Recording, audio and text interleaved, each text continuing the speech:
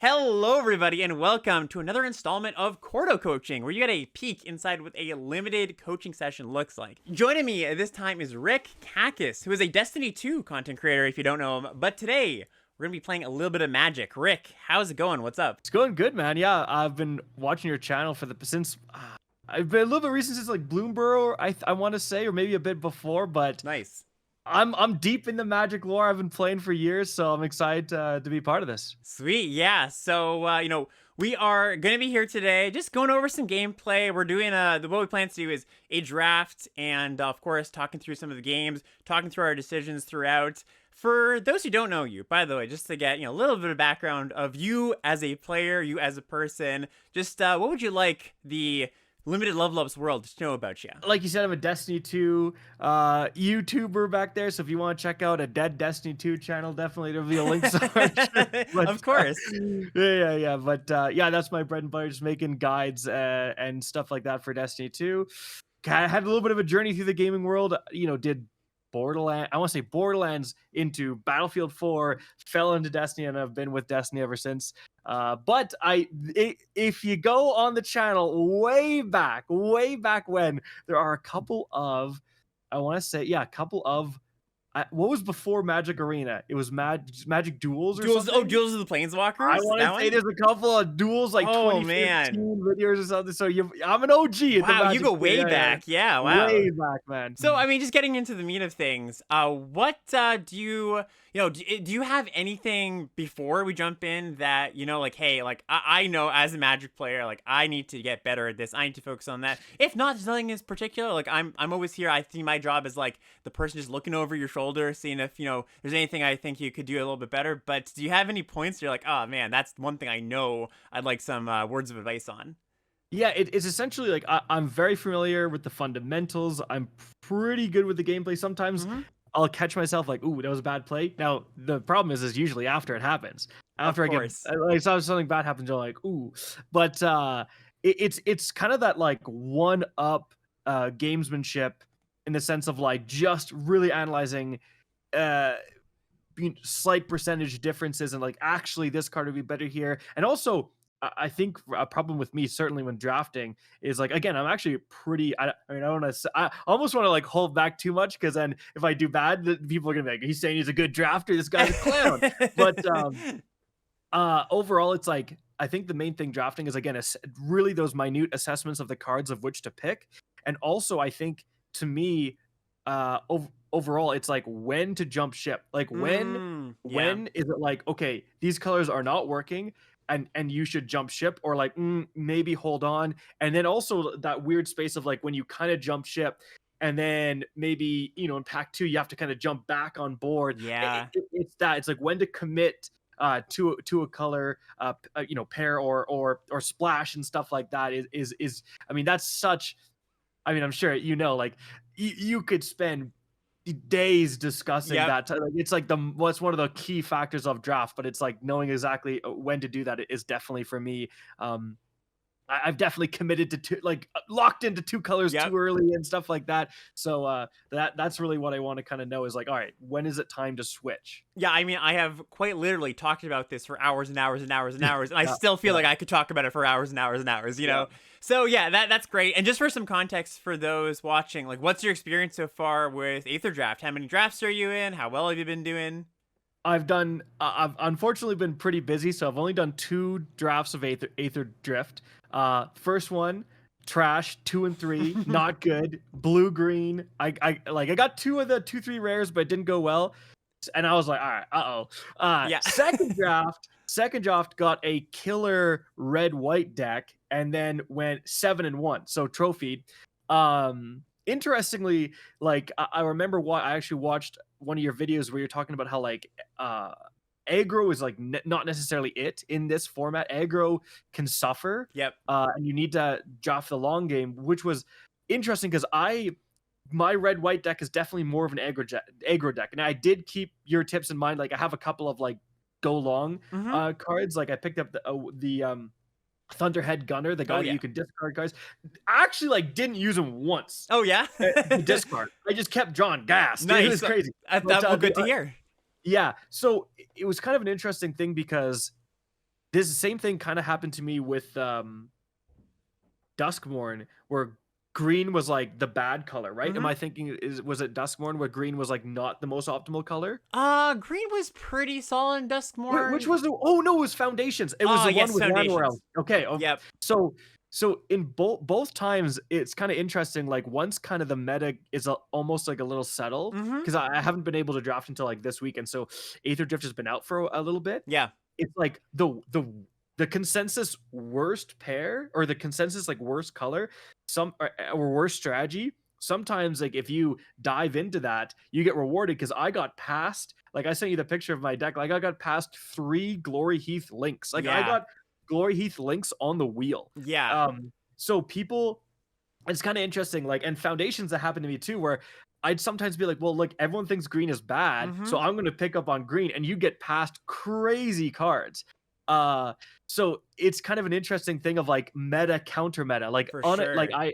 it's like you're not wrong that green would be the worst color in foundations, right? But because like the more people that think that, you can counterplay the meta and like, yeah, green might be overall the worst color, but if you're getting past like great cards, it's like, well, a good green uncommon is better than like, a random black common, right? So it's kind of an interesting gamesmanship there of like knowing the meta and then like drafting with that meta knowledge. Oh wait, sweet. So why don't we just jump in? Sound good to you?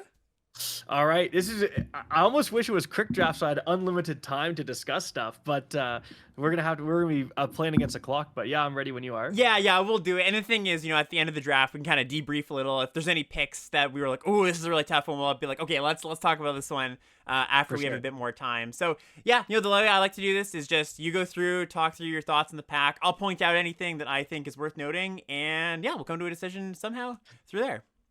All right, let's go. Sweet. Even though I have a lot of gems, the only thing I've ever bought in this game was the $5 welcome pack when it first Ooh, came out. So that's an achievement. I do win more than I lose, enough Yeah. that I like generate gems. I'm usually like positive in resource accumulation. So Sweet, yeah. And then, like, to your point, like, you're an experienced enough player where you're like, hey, I know the fundamentals, I know this stuff. You're not just like floundering all over the place. But like, no. the small little things we can maybe Yeah, tune up. I know when I need more 2-drops. You know what I'm saying? Like Right. I know.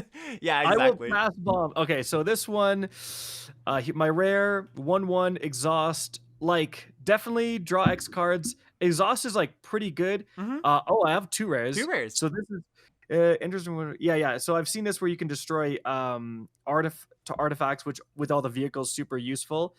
And man, if you can saddle it early, like this, I feel like the mascot is, my initial reaction is that it's better than the merfolk, because I can roll this like so much earlier. If it can be like a 3/3/4/4, if it can just kind of roll up, that's pretty good. In terms of the other stuff, I'm not really seeing anything that's like, oh, there is a lightning strike. Yeah, I would That is say very good. Lightning Strike, the rares, the gold card. I would actually take the Merfolk here. So my just quick counter argument is that because this format, I do think you want to have more of a focus on late game versus more of a focus on trying to like run them over in the early game. Mascot does everything that you said, but it also is like not great if you draw it on turn 4, right? Where this Merfolk is basically going to be good anytime you draw Yeah. it, and it's So just a great place to put mana. 5 mana, draw 3, becomes a 4/4. Just a 2/2. It only puts 1 counter, but it's still pretty good. Like you can trade off with something. Oh yeah, you're right. Yeah. Okay, yeah. Okay. So because of that, now we miss out on the Right. green white rare. But I actually had this. I actually splashed for this in my red white deck, and it did not blow me away. Like, yeah, it draws a vehicle or whatever amount. I don't know. I wasn't actually that impressed. Like a 4 mana 4/2 draw one. It's It going was to fine. depend on what you go get with it, right? The better the vehicle or mount, the better it's going to be.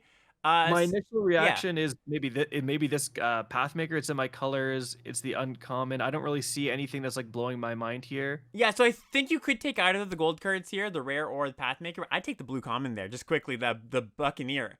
That card has Really? been, that card actually, it doesn't look like anything impressive, but the body, like turning into a 3/4 vigilance, that's a very relevant body. I did have to use premium removal to get one of the W's I got in my 7/1 deck or whatever on this guy. Yeah, like that is a pretty It's annoying. Yeah. No, I understand that pick. So now we've got a rare pass to us. Flying enters. All right, like I mean, it's a 3/3 flyer for 2. I Hmm. know it's a vehicle. Um, that is kind of where my like where my mind kind of goes. I mean, this is a pretty good blue common Yep. 3/2 get a 1/1, but in like I would pick this here because it's like the opportunity cost is I'm not missing out on anything crazy. Yeah, I Oh, I guess agree. yeah. Oh yes, yeah. If you want to read that other rare, I would agree take the chariot, but the other rare Yeah. not a particularly playable one. I think. Yeah, I was gonna say like Yeah. as soon as I saw 6 mana extra combat step, I'm like I'm not Yeah, interested. whatever. Yeah, so I think there's a lot of cards you could take in this pack, like the blue common you pointed out. There was a green uncommon, the monkey that gives +2/+2 in combat. I think they're all about even. And And yeah, go ahead. sorry to interrupt, but No, this so when I'm reading it, yeah, it's activated. So I could name another vehicle, and they have to yes, pay 2 to crew their vehicle. Okay, yeah, exactly. that's There's actually quite a good. lot of activated abilities in the set between exhaust and yeah, crewing. Like it actually is pretty impactful. Mhm. So I'm not. Well, we do have like this is our blue. If you want to do that, this is a fine card. It's not cycling. That's pretty okay. Yep. Again, this is an interesting choice because it has cycling. It's very situational, but cycling kind of saves it. This is a good white common. Like, what do you think here? Yeah, I think there's nothing exciting in this pack. I might just speculate on the land, honestly, the blue-green land, because the blue cards That's true. here, they're like, trade the helm is kind of niche. You need a specific deck for it, I would say. Trip up, fine, but And, yeah, go ahead. and I was gonna say blue and green is exhaust, and we already have like 2 Yes, exhaust cards, so right. that is playing into that. And Okay, because the white rare, is good but not amazing, it doesn't pull me into white that much. true. I would still like to take blue or flexible cards right now. Okay. Spell Pierce, like I feel like this is like not limited, No, not yeah, great limited. constructed card. Um, Wouldn't look at it. yeah. We have another Keen Buccaneer. Yeah. We do have like this crazy. This is crazy value, but I ended up drafting this last time and then actually had to cut it because it's just like, well, I didn't have the no abilities stuff. Mm-hmm. So maybe just another Buccaneer. Yeah, I think that's look like I'm happy to just keep taking blue cards basically. Like now with double You wouldn't Buccaneer, I'm pretty happy with Rover this deck. Blades. You wouldn't want, like, it's too expensive, right? That's like a later pick for an aggro deck, basically. Like Okay, nothing yeah, I'm yeah. too excited about, but I'll play sometimes. All right, if we're getting past some blue, Ooh, yeah, I've that's heard nice. that this is very good. Look at the top. Yes. Okay, put two of them into your hand. I know. I'm always shocked every time I cast. I'm like, oh, two? Oh, wow. And Yeah, this that seems card's very great. good. Yeah, Mm-hmm. yeah. I Yep. think this is a clear pick. I've seen this guy get some play just as like it's totally basic, like 2 mana 2/2, but like the max speed exile turned this into card draw late game I've seen that used a few times. Yeah, like although there's a bunch of cards, like one in each color of that cycle of like exile it from your grave to draw a card. They're all fine filler, nothing Yeah. special. So Probably right now, shouldn't. just like I would just call out that I love our position because we've just got 4 good blue cards and we're Yeah. super flexible. Yeah. Obviously, this guy was cracked in my 7-1 deck, but obviously like 2 different colors. I think that Yeah. I mean, we're not really giving up on too much if we have to hard pivot. What do you think? I'm not sure about the affinity, like this guy, I don't know. Yeah, I think that card is not fantastic, the Gear Seeker Serpent. I would actually take Crash and Burn here as like a pretty solid removal spell. It's going Destroy into target another vehicle. color, but it's a fine removal Mhm. spell. Better than Yeah. the Gear Seeker, I would say. What about that white card that was like giving mounts and stuff like +1/+1 the white Hmm. uncommon since we already had it's It was right back. here. Yeah, There it's you go. back. Hello. Wow, Yeah, how this convenient. guy. How convenient. The content gods have blessed us for Yeah, an yeah. image. Yeah, I think that it's more of a green-white card, basically. Like, you really have to care about the saddles or red-white, right? Like, it's a specific, it's basically a secret gold card. Got it. For us, would you draft any of these blue cards or no? Yeah, I actually like Spectral Interference quite a bit. And it works nicely because we've got multiple abilities now that are instant speed. We've got the 3 exhaust creatures, so we can just pass Yeah. the turn, hold up mana, hold up our counterspell. All looks good. Okay. All right. So here, um, nothing really. I mean, if we do go white, maybe speculate on this white land. I actually did have a red version of this. Found it. I used it actually a lot. Like it Yeah. was actually quite good being able to make an extra pilot. No, I in like the these late lands. game. Yeah, me too. Yeah, I think that's a fine pick with our chariot in the pile. I'd also note the black -1/-1. Like that's a pretty solid card too. Yeah, that's true. Okay. For this one, nothing. Actually, This Pilot's probably the best card here. I think another spot I just take a land. You know, there's nothing too exciting here. You never know when we might end up playing it. Yeah. You know, if there's not a good blue card or a card that's like really strong in another color, I'm probably just gonna take a flexible card like a land. Would you take this Tortoise over? I actually think Brightfield Mustang is pretty decent. I think Mustang is playable in like a green-white or red-white deck, an aggro deck, but the blue cards don't lend themselves to really wanting to beat down, basically. So yeah, take a Tortoise is much more this kind really. of decks. When it enters, if an opponent has more lands, create a treasure deck. Okay, yeah, it's pretty decent. For here, The Push the Limits is actually a card that is sort of, yeah, not that we... Can I click it in time? No, it's okay. It's sort of interesting. Basically, it's a really big build-around where you try to dump a bunch of vehicles in the yard. I don't think we're going down that path, but I just wanted to call it out as an interesting card. These Swiftwing Assailants are not terrible as just like a 3/3 flyer for 4 with upside. Yeah, again, I think more for like if you're beating down, like I see our deck is like we're just trying to outcard the opponent. We just want to defend and then grind through them, and you know anything that can help us do that would be good.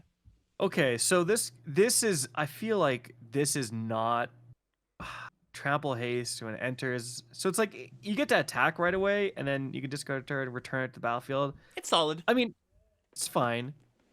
For us, I don't really see any. Oh yeah, I guess you have Roadside Blow. Oh, this is good for us, right? Yeah. Like, the card's great. I like that card a lot. Giving up on the rares, but yeah. So it's just return, draw a card, and if it's a 1 mana thingy, costs 1. Yeah, and this is just like keep going down the path of hey, blue cards. If we're getting blue cards, just take the blue cards. You don't have to make a decision yet. If you weren't here, I'd maybe go with a rare, but that is I don't know. It's a very good blue card. Yeah, it is. What do you think about this one? If we're going like blue white, I know there's like an artifact synergy with blue white. Not that we are, but this seems fine. Worst like fail case 5 mana 3/4 flying isn't the worst. Yeah, I think it's what I would take out of this pack. Like, the best card by a lot is the black-white gold card. That's one of the best uncommons in the set. We're pretty far away from, you know, wanting to play it or splash it. So yeah. I think that the Memory Guardian is good enough here. Like, we've got 2 cheap artifacts. I assume we're going to be able to pick up some more. And you don't need to speculate on the Lightning Strike. I actually think Lightning Strike's not that big of a pull in this format. Kind of funny enough. I found that it is... Yeah, because the creatures tend to get, you know, they outsize Lightning Strike a little bit quicker than you'd like. Like, all the good creatures we have, or a lot of them, are like 4 toughness, right? Not to mention, it's like you go to Lightning Strike something and they just crew a vehicle with it. Exactly. And you're like, well, I still can't attack. Yeah, exactly. So in this pack, here's our blue... 2/1... sacrifice creature. This seems very good. Yeah, it's great. I mean, it fills out our 2s. It's an artifact creature. Like, there's not a lot to dislike about that, right? Yeah, this thing actually goated in the red in my Stone 1. Like, just constantly having indestructible. I put some of the white enchantments on it, like the one that it gives it lifelink and then creates a pilot. Oh, nice. Yeah, that's sick. Oh man, Good like combo. you can't beat this thing if it's indestructible, lifelink, attacking every turn, untapping everything. Like it's pretty crazy. Yeah, it's a big pain. It can be an annoying card. Hopefully we can wheel this land here. Yeah, that would be nice. And you know, one thing too is that, you know, I think white blue is likely, but yeah, this is a good example. If we see a good like gold card, like a green blue gold card here, the snake, which is excellent, just one of the best cards in the set, I'm happy to speculate on that over like Hull Drift, because our white cards again they're not amazing just yet. No, you're right. It's literally the Seeker's Chariot is the only reason to be in there. And yeah, this is you get like 4 mana. Yeah, this is cracked. Yeah, that's amazing. Yeah, I like the white removal spell too, for what it's worth. So I think you know you could take that. Oh, too. this one. Yeah, I like shooting for the stars here. Just like take the strongest card. Because otherwise it would be maybe a Hull Drifter, which I've seen a lot of people play, and I think it's completely mid. Yeah, mid is it is the most mid card in the set. It's not terrible, but it's not good.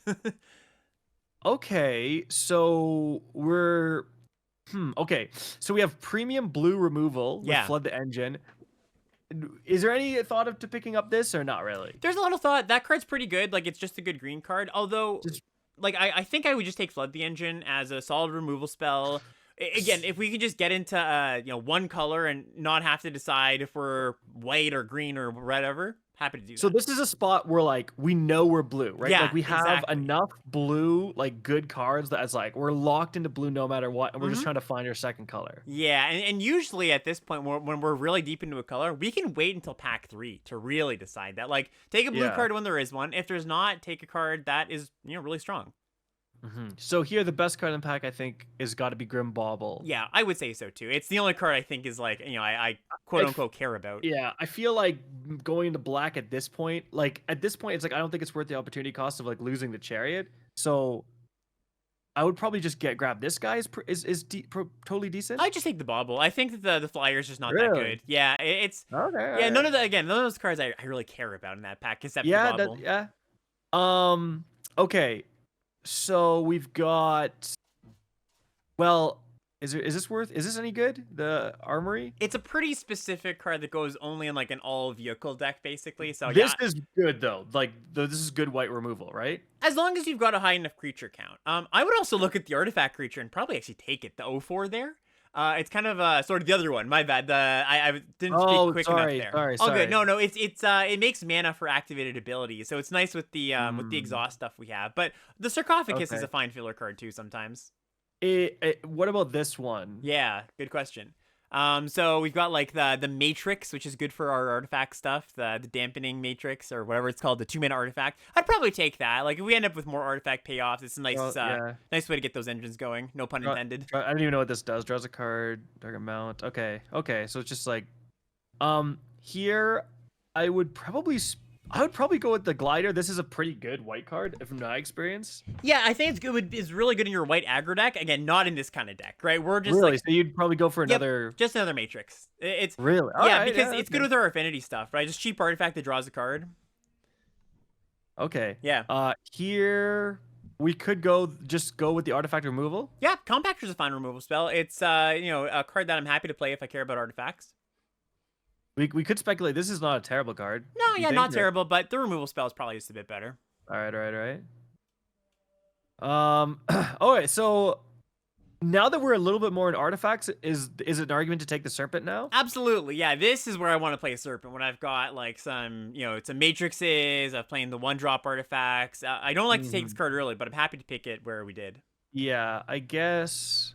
I don't know. This is just kind of trash. Pick. Yeah, I mean I don't mind that card. It's fine, but nothing here we care about too much. Yeah.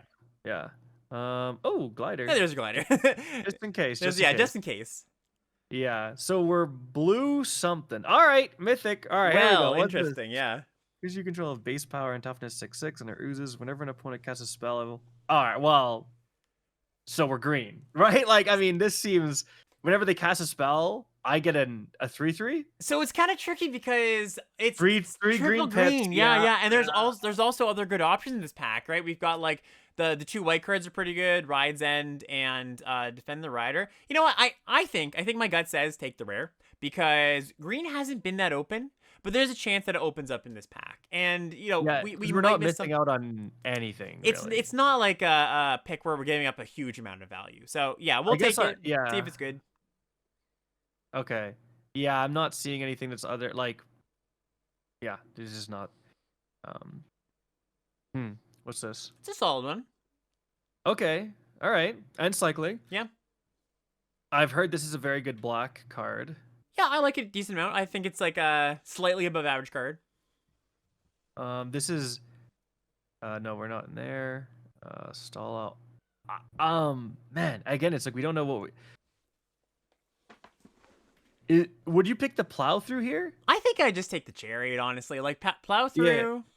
It's actually kind of close. It's like we're still waffling though between like our second color. Yeah, you know what? Actually, I'm swapping back. I actually think I would take the green card after we took the rare there because our white pulls are still just the chariot. We can be artifact centric even though we're not. Oh, that another way. chariot! Another one. That's kind of funny. Okay. Do we just hop back on white and just say, all right, like we're white? Yeah, because the thing is, with us getting into green, it was kind of speculative, right? So I still think we could get into green if this pack, kind of pans out in a certain way. There seems to be a lot of white. Yeah, there is a decent amount of white. Like, I'm happy to take the chariot here. There's no green card I want to take here for this deck. Yeah. All right. And then we kind of say, all right, let's speculate on white here. Yeah, I'd say so too. All right. So, all right. So yeah. Okay. uh, Probably this guy. Yeah. He can really mess up combat. We just randomly -3 someone. Yeah, I like that card. Pretty good blue Yep, card. totally. Plays well with all our instants too. Yep. Oh my. Uh, Our rare here we should take a quick look at because that card is busted. yeah. Is there? I mean, do we pivot into red last minute to Well, get this? it's a splashable card, right? It only needs 1 pip of red at a time. That So that is true. That is true. yeah, the other thing is we're giving up Broadcast Rambler, which is the white vehicle there. That's pretty strong. Yeah, you know what? I think I just take the Rambler. I think it's probably we're being kind of bobbing and weaving a lot. I think we should just lock in a good playable. Okay. Yeah. That's my problem. That's my. I know this this is a yeah, great draft to go I over actually know. because it's exactly what you were talking about, right? It's like Mhm. where do you draw that line, and we can get into that a little after. Would you pick up the Imitator as just like a decent blue card or another heavy? I like the artifact payoff there. The Which 2/4 one? makes your artifacts cheaper. It's the white card there. Oh yes, the okay. Oh, sorry, yeah, one makes them one cheaper. Almost forgot we're like in white, yeah, but yeah, okay, no, that is 100% good. There was a pick, the second pick. I think into the chariot we had the blue white like expensive guy, Yeah, the expensive Pathmaker. artifact. Yeah, should probably grab another interference. Yeah, I like that. Oh, Look at this. let's go. Whenever you guys artifact one, copy it. Oh, All right. Yeah. Okay. Oh, with this guy too, that sucks. All right, well, you know what? Okay, so it's got to be. Yeah, that this looks guy, great. right? Yep, Yeah. sounds good. All right. So here's an interesting one. Do we go with this guy or I don't know. I don't know if I want another Trinketor. I feel like this guy's not bad. I don't think we're gonna play any of these to be honest. So we've got kind of our Okay. numbers of those checked out, so we're good. Okay, I feel like Collision Course for sure, right? Yeah, I think we Or can get away. another. Yeah, another compact. compactor is interesting for our affinity stuff. I think the compactor is probably what I would take. Just another artifact for Yeah. cards that care about that. This is so situational to like if you don't have any creatures, It can you're be a kinda bit screwed. awkward, yeah. Yeah.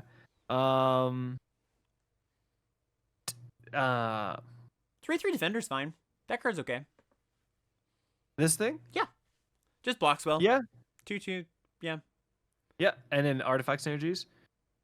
Probably just grab. I mean, I'm never gonna play this. Might as well just grab this for the collections. Yep, for the looks good. Uncommon.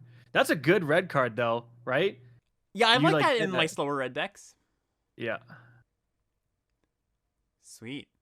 Do you think this is playable in our deck? Do you know? We probably don't have enough artifacts to really make Alright. use of it. It's really like the super artifact heavy decks that you want. Yeah, so we've got a lot of options. What I like to do when you've got, this many cards and we might be playing, probably not splashing, but basically when you've got a lot of cards to choose from, I like just putting it all on the sideboard. Like, put it all on the board and then bring in your best cards to kind of see what the core of your deck might look like. All right. I'll do that. I do not do that normally, so I'll do that. All right. Let's just get the blue cards in here for sure. Totally. So Mindspring Werewolf, Diversion. I'm gonna bring those in later. Yeah, So, I'd say so too.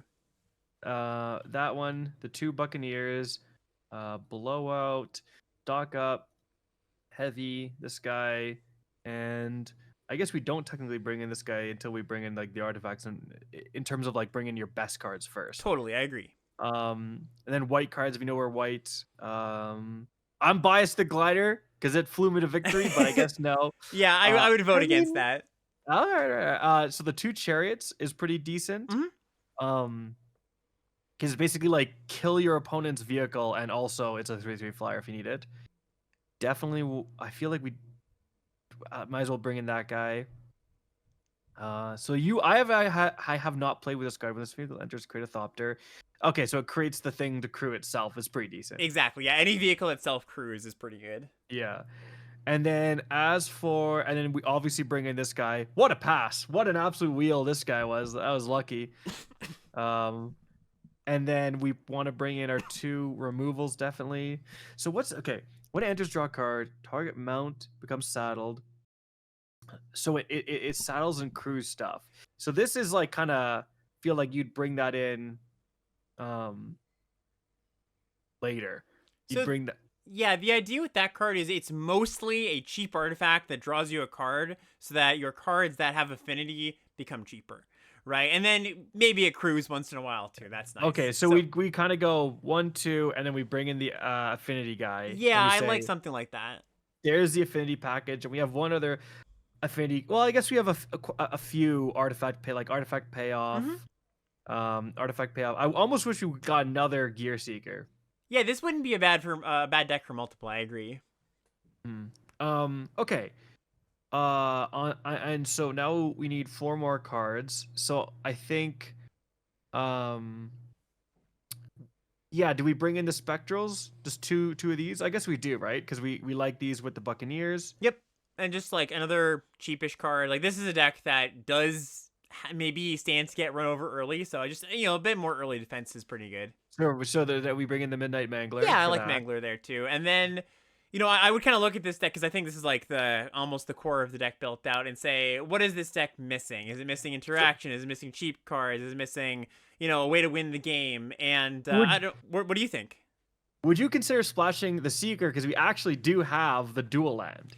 We do, and So this. yeah, I would consider it if we had like another dual land. But generally, Mm. you want to have like 2 or 3 non-forest sources in your deck, Well, right? what about okay? Well, what about this? We bring in Seeker, Uh and then huh. we also have the Tortoise for the treasure. I think because it's an unreliable source, because sometimes you just Yeah. have more lands than your opponent, I'm not so into it. Where's the greed, man? Come on. No, yeah. you gotta You are 100%. Yeah, I think gotta you're be right. Yeah, I think you're right. disciplined. Yeah, no, this is yeah, exactly. Yeah, because I you go down that also you go down that path, and eventually you're like, well, I could be splashing the green card here too. yeah. So I also think we kind of maybe for this last card, in my opinion, I think we might need a little bit of like mid game. Yeah, We I agree. have because we have this is kind of thin out here. Hmm. So maybe honestly, even like a Swiftwing is just like we kind of are we don't have much to do here as like, hey, 4 mana, 3/3 flyer. We can maybe do some stuff to kind of let it through and clear the way, and that's going to be like a pretty decent threat in the mid game. Absolutely, yeah, that's exactly where I was gonna go too. Like I look at this deck and it's pretty decent with gumming up the ground. We've got those Buccaneers. They're gonna be 3/4 vigilances. We've got maybe the Chariots block well early, and yeah, we want to convert that board stallish in situation into our flyers flying over. So absolutely, I think it's a fine last card here. Yeah, and then just here it is. Now this this is something I sometimes do. Hmm. I guess I should ask you about it. Is I sometimes would do like this and submit it. I submit it with 41, and with the thought being, you know, I remember someone saying it was like a Magic Pro. I forget who it was, but they're like, you can run 41 when it's like 17 lands is too much and 16 is too few. Mm.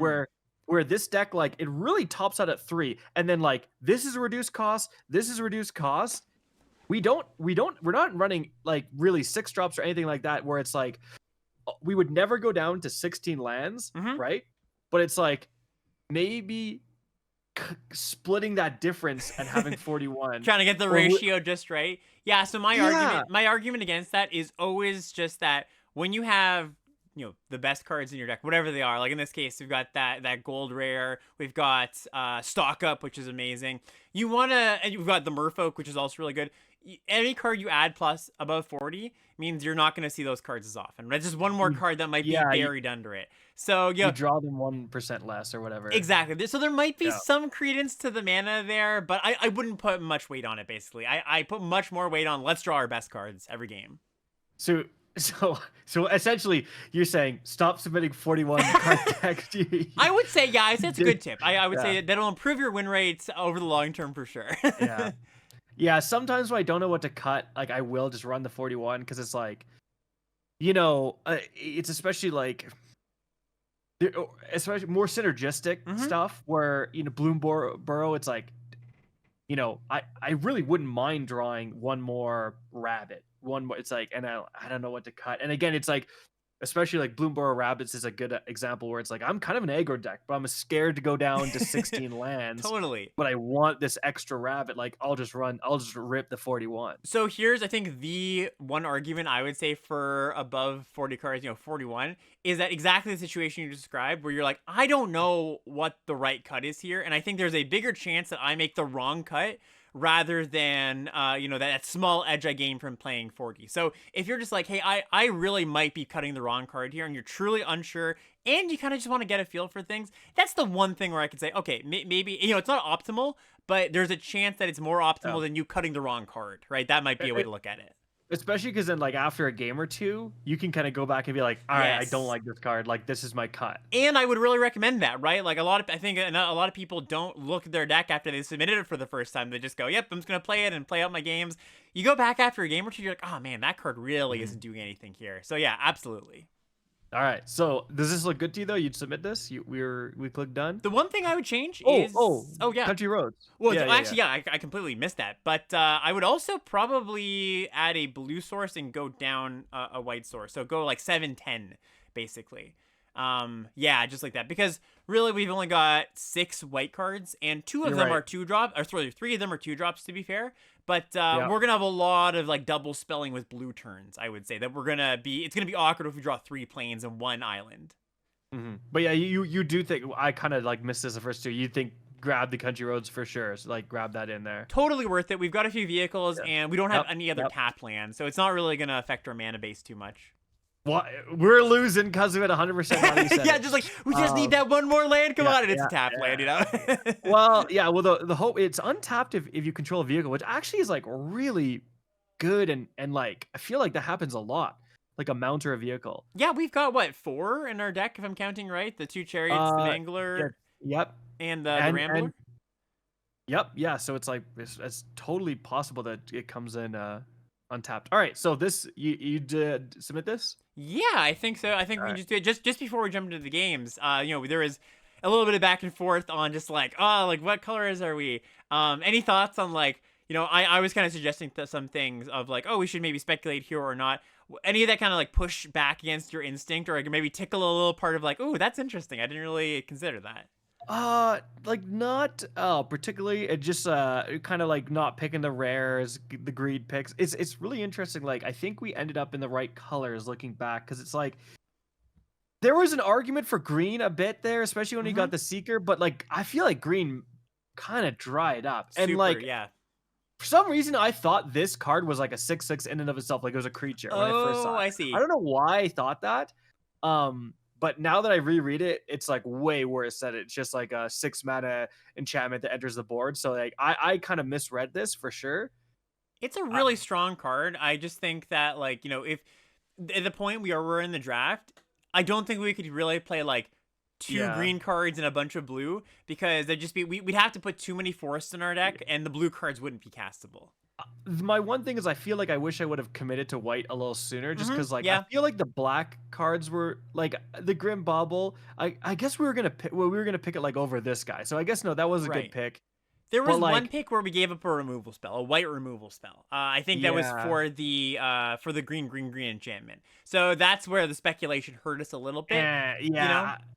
Yeah, I guess we really didn't give up too much. Yeah, it was a pick or 2 here or there, but really I think our final deck is pretty much where I think we would have ended up most of the time. I can't believe this guy got passed to us, but I also kind of noticed that like blue would kind of dry up after the first couple of picks. Like I feel like blue must have been getting drafted.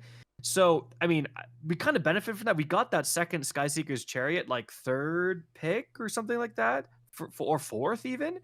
So like, yeah, I think overall it went pretty well. It's just there was definitely, I mean, as you can see from all the colors, like a bit of waffle in there in the middle, and trying to figure out exactly where we were. And I misclicked. We missed out on an artifact.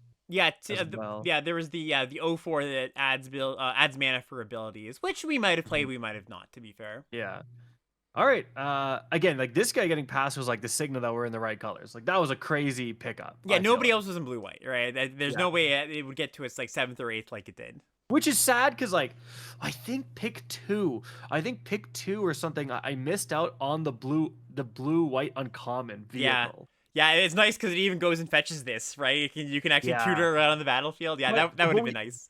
but I never saw another one. It was like No. that one time, I think. Yeah. So yeah, yeah. All right. So click done. Let's hop in. Yeah, let's give her a All spin. right.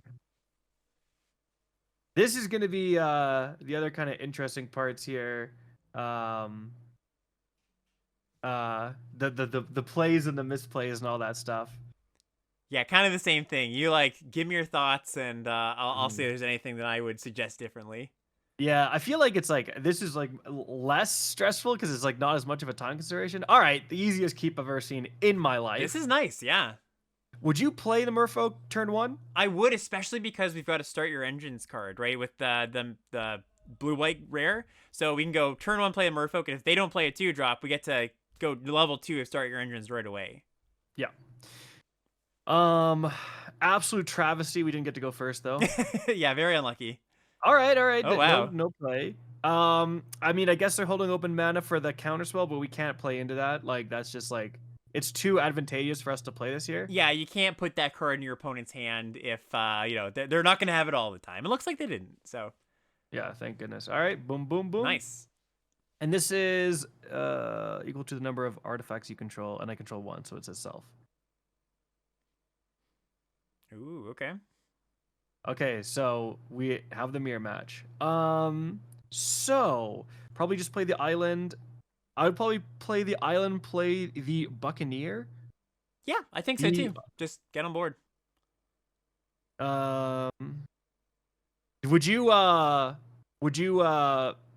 play land, attack with the guide, just to fake out? Yeah, so I think because there's a card that's exile target tapped creature, there's actually a cost to doing that. If there wasn't a Mm. cost, it's a pretty free attack. I think with that card in the format, you just you don't risk that.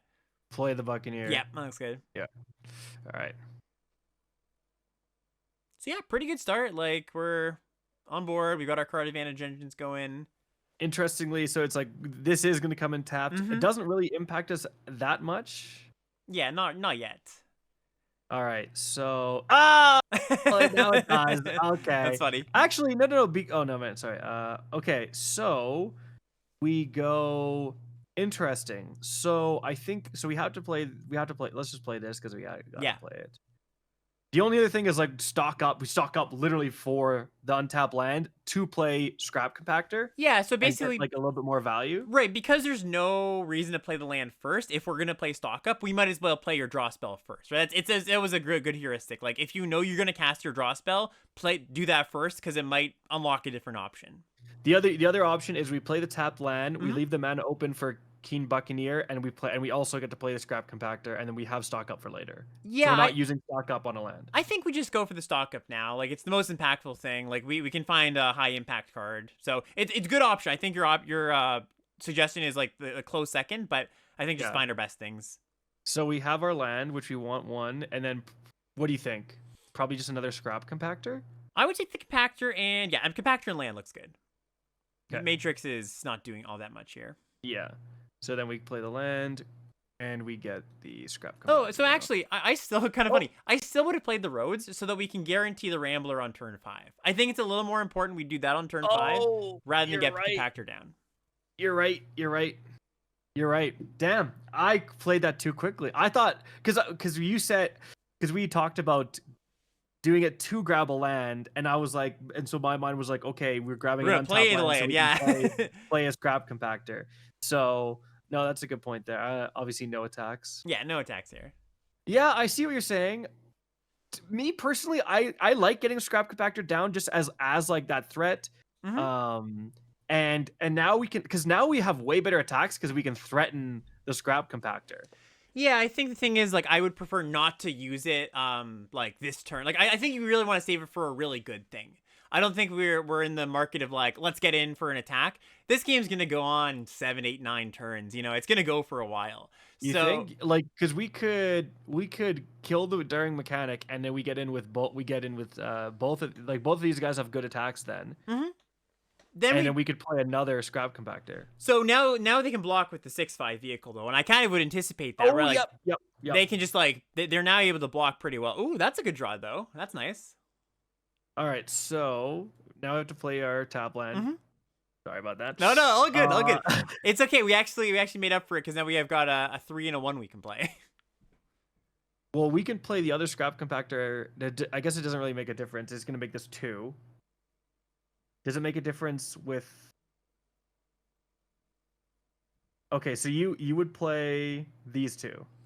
Yeah, I mean the other option is like to kill the 3/3 mechanic here with the scrap compactor, and that way they can't put counters on their 6/5. But I think if they put a counter on their 6/5 for 4 mana, that's totally Yeah, they fine. take up their whole turn. Exactly, I don't not a really huge care deal. about that. So you wouldn't play the heavy. I guess we don't have any. I think we just go scrap compactor into memory guardian. Yeah, especially because the heavy doesn't do much here against a 2/4, right? Like they've got their Yeah. defenses up. We want to just play our flyers, play our high impact things, draw some cards. Like I am very much not in the mindset of attacking at this point. We're just gonna want to accrue some more advantages and card advantage, and then outcard them. Yeah, maybe it was wrong because then now, frick, dude, if we had 2 mana open, I could do this. Yeah. Yeah, we just pass. This is fine. So it's kind of like free attack. Yeah, free attacks the memory guardian because they can't block. Because if they do, we just kill their pathmaker with our scrap compactor. If we draw another land, just kidding. They're running the same deck as Ooh, us. okay. So now they've got an unblockable thing. Oh, so... all right. Okay, all right. All right. This is not good. And also we lack the mana to do the destroy. It's only the 3 mana stuff. Huh. No one else is a merfolk here, right? I guess so its options are play the Rambler, I guess. Yep, I Because think then so. we have a bigger flying threat, and then we can actually attack. Wait, we can attack with the Rambler because it goes past the Memory Guardian, and if we trade it with the Pathmaker, that's actually not that bad for us. And, that might be an option, but the other thing I like about the Rambler is that it gives us a 1/1 flyer, so we can get up to 4 on start your engine sooner, right? Because right now, we can be copying our artifacts with our rare, our 4/3 gold rare there. Yeah. So I think the way that we come ahead in this game is just start to, use our engines to Rambler? outcard them. Yeah, let's just play the Rambler. Looks good. Yeah. Yeah, whenever you cast an artifact. So we kind of want to hold back on this diversion unit, I suppose? Yeah, I think there's a chance we might, especially because blue-white doesn't have, a ton of spells. They're usually, artifact-based. Mm-hmm. All right. Yeah, we just chill. So, we're under a little pressure because they can pay 6 mana each turn to make their Gear Seeker unblockable, but we can kill it if we draw 6 land. Like, we're still doing okay here. Yeah. So, I guess next turn, I guess the plan is, I think probably just crash in with the Rambler and see what happens. Ooh. Oh, now we right. might not want to do that, though, because then they've got a giant good blocker. Well, this isn't flying, right? It's not. No, it's true. So we can still get it with the 1/1. For some reason I thought the Rambler was flying. My Oh, bad. I see. Yeah. Okay, yeah. So I just thought Thopter is all flying. Okay, interesting. We guess we really just need that 6th land so we can threaten it. Yeah, 6 land would be pretty nice. There it is. There we go. All right. So we do have So some now- decisions, right? Like, sorry, yeah, go Okay. ahead. No, what were you Well, gonna say? I think probably just play the land because For sure, yeah, no reason not to. okay, just for how my brain works. Okay, so we want to get to max speed because we need to start cloning stuff, or else we have no chance. So we could attack with both. I mean, if we attack with both of the flyers, we just kind of lose one. We could, yeah, huh.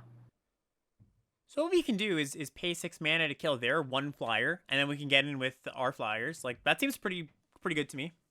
Oh, this doesn't have flying. Yeah, just vigilant. For For some, so you would just do that, like yeah, just I think so. Just okay, kill, okay. use it now. Kill the 3/4. Get Why in for do 4. I don't know why I keep thinking everything has like flying. There's a lot of words on these cards. It's very easy to assume that. Yeah, well, I think it's like it looks so thoptery. It and does, stuff, and yeah. everything looks so thoptery. All right, they crew. Right, That makes sense. Yeah, Yeah. that's no big deal. You would get in with both flyers? Yeah, I think so. There's an argument to leaving one back, like leaving the 3/4 back, but I don't think so. I think we can make good blocks still. Yep. Even with the 3/4 getting in there. Okay. Yeah. Sounds good. Yeah, I keep thinking these vehicles have flying just because I feel like in so many past sets, a lot of the vehicles have flying as like Mm-hmm. to kind of give them like a little advantage or whatever. Yeah, that's pretty good. And then we have grid blocks because we can the Merfolk can crew this thing and Yeah, stuff. And then we have like a exactly. 5-4. Yep. Look, it looks like they're kind of running out of action, right? They're just playing out their lands. They don't have much going on, so they're gonna just try to want to end the game now, which is fine by us. All right, 6-5 vigilance coming in, probably. All right. Big Yeah, attacks. big All attacks. right. So, um, crew. I would first thoughts. I mean, okay, so it's like, do we crew? We crew the 5-4 for sure. Mm-hmm. Do we trade here? Do we trade here because they didn't activate this for whatever reason? Now they could be keeping up this. Maybe that makes me think that they're keeping up mana for something else. Maybe they're keeping it up for this. But like maybe this is our opportunity to try to take out the serpent because they didn't activate this. Yeah, I think they're leaving it up to put counters on their either their 4/4 or on the vehicle with the mechanic, right? Because the mechanic can put counters on the Yeah. vehicle. So yeah, let's crew with the 1/1, and I think you're right. I think we double block with the 2/3 and the 5/4 on the serpent. Yeah. Get that Just thing, kind of. get the thing out of there. I guess I have to pass. Yeah, just go to pass. It'll be go to Yeah. blocks. There we go. Yeah, and we just do this. Yep. This makes sense. All right, time to get blown out. Let's see. Looks like they're just just making their. Oh, they're doing this. Well, they can't put it on the Well, hold serpent, on. which they may have thought they could have. Oh yeah. Okay. Thank God. Yeah, I know that would have been a disaster. Okay. Don't worry, I wouldn't let that happen to us. Honestly, I'm feeling like way better now because it's when they hover over this card. Oh, They're hand in hand, exactly. That's like, you oh know you're screwed. no. You're like, all right, here we go. You're like, Okay, this is not good. So we still got pretty good blocks. They're dealing some Yeah. damage, but we can jump for a few turns. It won't be too Yeah. bad. And we can make 2 flyers this turn, right? With the Yep. yeah. So Take out they the kill 5. our Rambler probably. Yep. Yeah, cool. Oof. All right, took some damage. Chariot's interesting. Oh, okay. Okay. So I want to make attacks first, right? And then that's gonna get us some max speed. Yeah, this is actually really, really good for us, right? Because we can copy both of our things this turn. Yeah. Now here's the question: like, do I attack with both, or do I just attack with the Memory Guardian and have like there are obviously some? Well, I guess the Chariot will. No, they can activate that. They can pay to activate that. It's not that big of a deal. Yeah. So it's like, do I just attack with the Memory Guardian, just so that, like I have like one more blocker. I mean, like this can block the 8/7 if it needs to, right? We're gonna have 5-ish blockers after combat because we're gonna copy a Alright. bunch of stuff. So I think it's okay to get in with both flyers. Okay, and you wouldn't like activate this before? Oh, it has actually, no. to- You know what? We can get in with the Buccaneer. Oh no, sorry, we can't. Because I was gonna say we can get in because the threat, but they can block with their vehicle. Yeah, so. and so, but I could activate this first, or do you think no? No, I don't think so. I think we just get in for All the right, attack. yeah. I'm gonna get this guy's gonna report me for slow playing. Just kidding. All right. Yeah, because now our Mech Titan thing can copy both of these artifacts this turn. Yeah. Okay. So now, yeah, max speed. Whenever you cast an artifact, you may pay 1. Okay. So probably we want to do diversion unit first. Yeah, we can just do both, right? Like just slam both yeah. of them basically. Yeah. Okay. This autopay. Yep. Gotta always check that autopay. I know, Man, yeah. I've lost some games from that. Yep. I think we all have. And then Chariot, and again, just autopay. Yep, and maybe I do think we call their vehicle here, because it'll cost them 4 mana to crew it, which is not what they want. Oh! It was too much! It was too much! I was gonna say, we since we get 2 targets, let me review the battlefield. Yeah, for sure. Yeah. All right, I'll do. So this is activate abilities sources with the chosen name. So I was gonna say like one name is this, the other name with this because they couldn't put more counters on itself, right? What you can also do is you can name the same thing twice, and they'll then have to pay 4, right? Oh, so that works too. Okay. Okay. Yeah. Oh, yeah. So then it's like you're taking up your entire turn to crew this thing. Exactly. Yeah. So that's an option Gotcha. too. Gotcha. So, you know, that All right. not just like I think that's a great game just to like we don't have to talk about it for too long. But there was that mid part where, you know, there's a bit of uncertainty, they were beating us down, like what are we gonna do? And you I know never doubted for a second. yeah, for sure. I mean, like it can be very easy to be like, "Oh man, what's going on?" But I think here without the ability to get through their blockers, I'm just like, how to get value, right? And that Titan is exactly I think the way we wanted to get value, and that's how it panned out, right? We're just like had a great board by the Yeah. end, and yeah, they couldn't get through. Definitely, I think the misplay was, I think, misunderstanding what you were talking about with the again, I thought was like use memory, get an untapped land Right. to gain value for a scrap compactor. And looking back, I think we ended with with a mana. We only used one scrap compactor, um, so and we used it like way after. So it's like we could have played this, and I think we could have gotten a Keen Buccaneer activation in there. Yeah, I think Additionally, the biggest thing, and I should have said this is my fault. I should have said I think it's really important on this part of the game that we get the Rambler down, the 5/4 yeah. vehicle. Although because we did play the scrap compactor early, maybe we got a little bit of a discount for the memory guardian Yeah, early. I don't know. But yeah, this guy didn't do it it. didn't do much, did it? It's kind of fun. Well, Useless. it didn't need to, which is good, right? We Yeah, didn't need to yeah. put mana into it. It And was always like a draw engine if we needed it. exactly. And to be Yeah. fair, it did get us in for that critical second point of speed, right? So it actually That's did do true. something Actually, here. yeah, that was actually huge. Because then we would have had to wait a whole extra turn with their 8/7 before we Exactly. could start doing stuff. All right. There we go. Cool. One win. Yeah, great first match. Mm-hmm. Let's just do that 6 more times in a row. Yeah, thank God they had 0 removal. Yeah, it was a very interaction light game, right? We're kind of the only person that, only player that got to remove their We stuff. killed one thing and Mhm. won the game because of it. And you know, I find that actually as formats go on, that kind of tends to happen. Decks end up with less removal because you know more good players are playing and they know how to draft removal appropriately. So there's just less to go around, and you know you're not just gonna be like, oh, tons of removal for this opponent. Yeah, I think also it's just like, people will skimp on the like the B tier removal, like the Yeah, conditional removal, exactly. because they're like they go for the more synergistic stuff. Man, not a great keep. However, actually pretty discounted Gear Seeker. Well, interesting. Okay, so definitely we want to go. So the big question is, do we play this on turn 2? No, we don't, because we have this Spectral. Yeah, okay. There's an easy keep, I would imagine. Yeah, I would say so too. I would also say there are some things my opponent could do that makes me want to play the Chariot on two. Like you know, there's a 1-drop with a good ability, but you know, probably not. You're probably right. We probably just keep up the interference. Yeah. So this would get down to five mana. Mhm. All right. Yeah, this is just easy keep up interference. Yeah, Unless you want to like big brain. What's the uncommon vehicle for black white? Name it now. yeah, Dune Drifter. Yeah, they're not gonna cast it on two very often, so that's funny. All right, so we're just gonna go next, and then basically it's like spectral, like literally whatever they cast on turn 2, in my opinion. Yeah, just well, you know, if they play like a 2/2, maybe not because we have a 2/4 blocker, right? So then on turn 4 we could hold up interference plus play Chariot. Yeah, I guess. Yeah. Yes. Perfect situation for that, exactly right. All I'm right, just like, so you know, yep. Me normally I would just do this because it's like, listen, I'm not doing anything. Like I basically skip my turn, and I feel like I'm losing value if I don't counter this.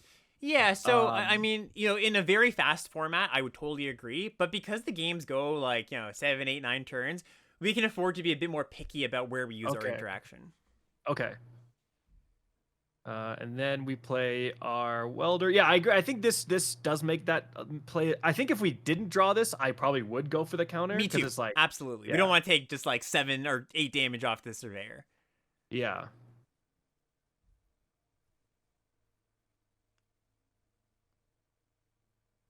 If they attack, am I blocking? I say no.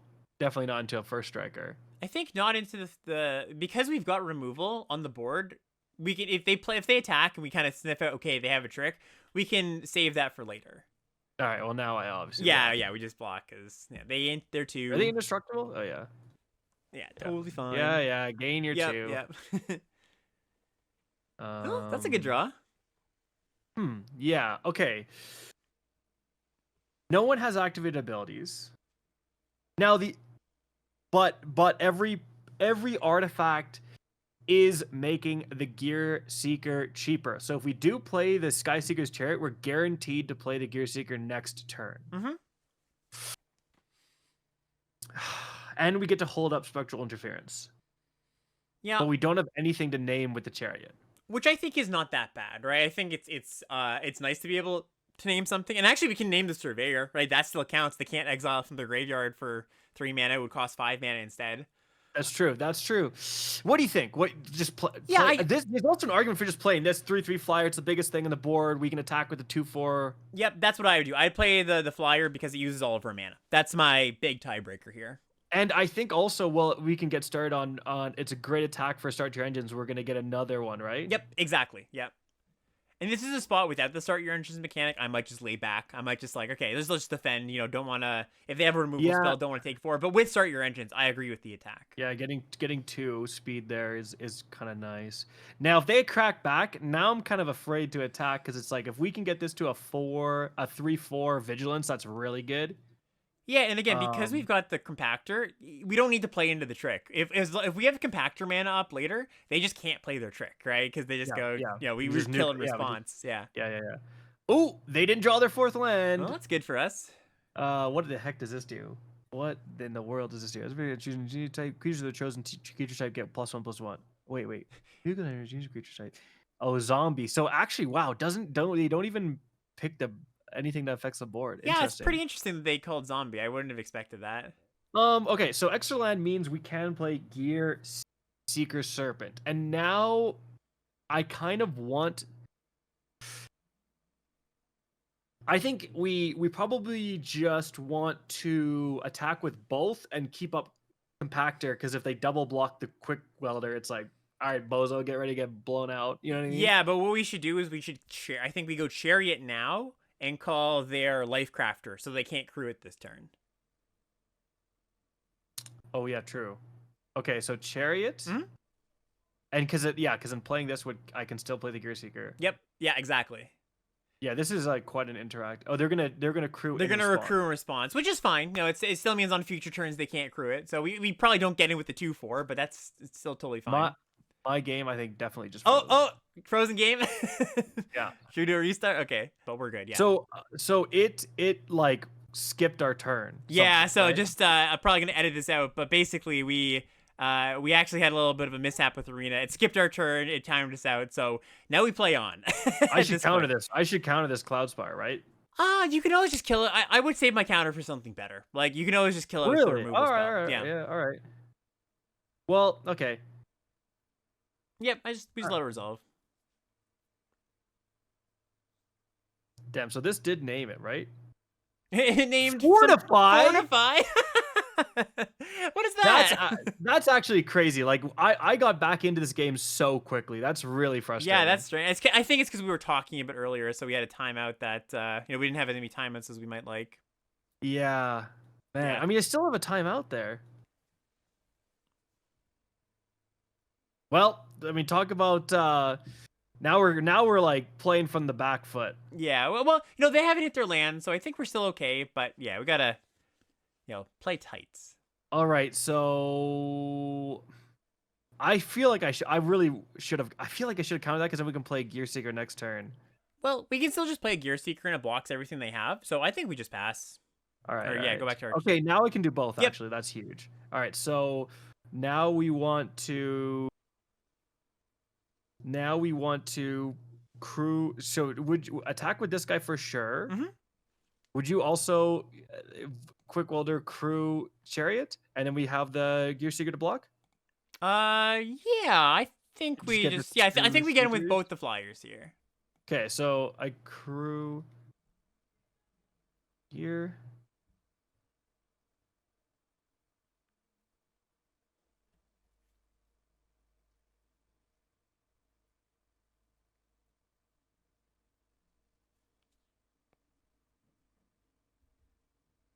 I cannot believe how we were in such a good position. Yeah, it would have been nice to get the that's crazy. Yeah, that was crazy. Like how It's like the game doesn't realize you're not there. It's like still times out. At least, That at sucks. least let Chariot name a card that's on the battlefield. You know, just like I did. random. Well, I don't know if you saw. I know I wasn't recording yet. The menu popped up and I named their craft engine, but it's still like it didn't Oh, count. really? Interesting. No, I didn't see Yeah, that. it just.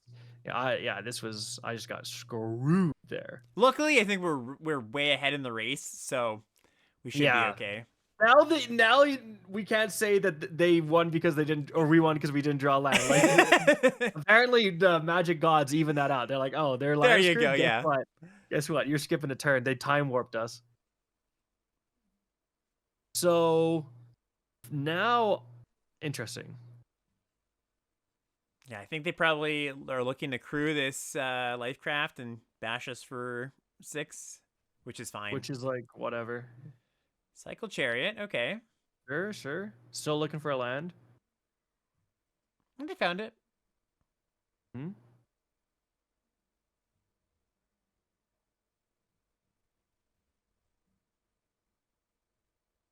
They can't bash us for 6 because we just block with the 5/6.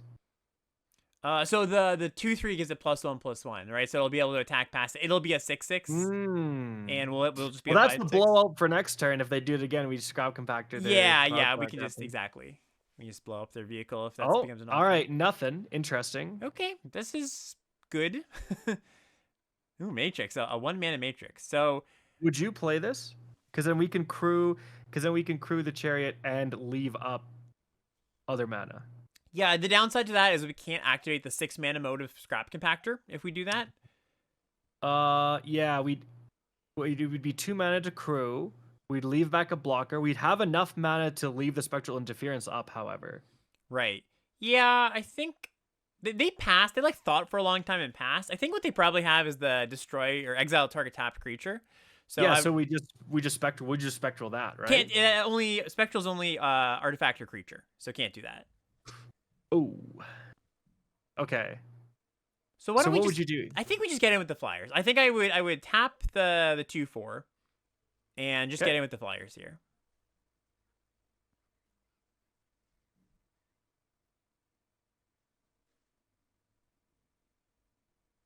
Our chariot that's on Fortify somehow.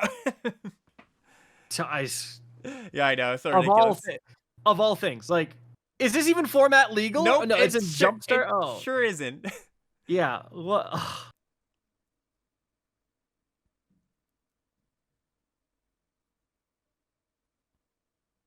So we have Scrap Compactor kill if they want to do something crazy. All right, they're going for it.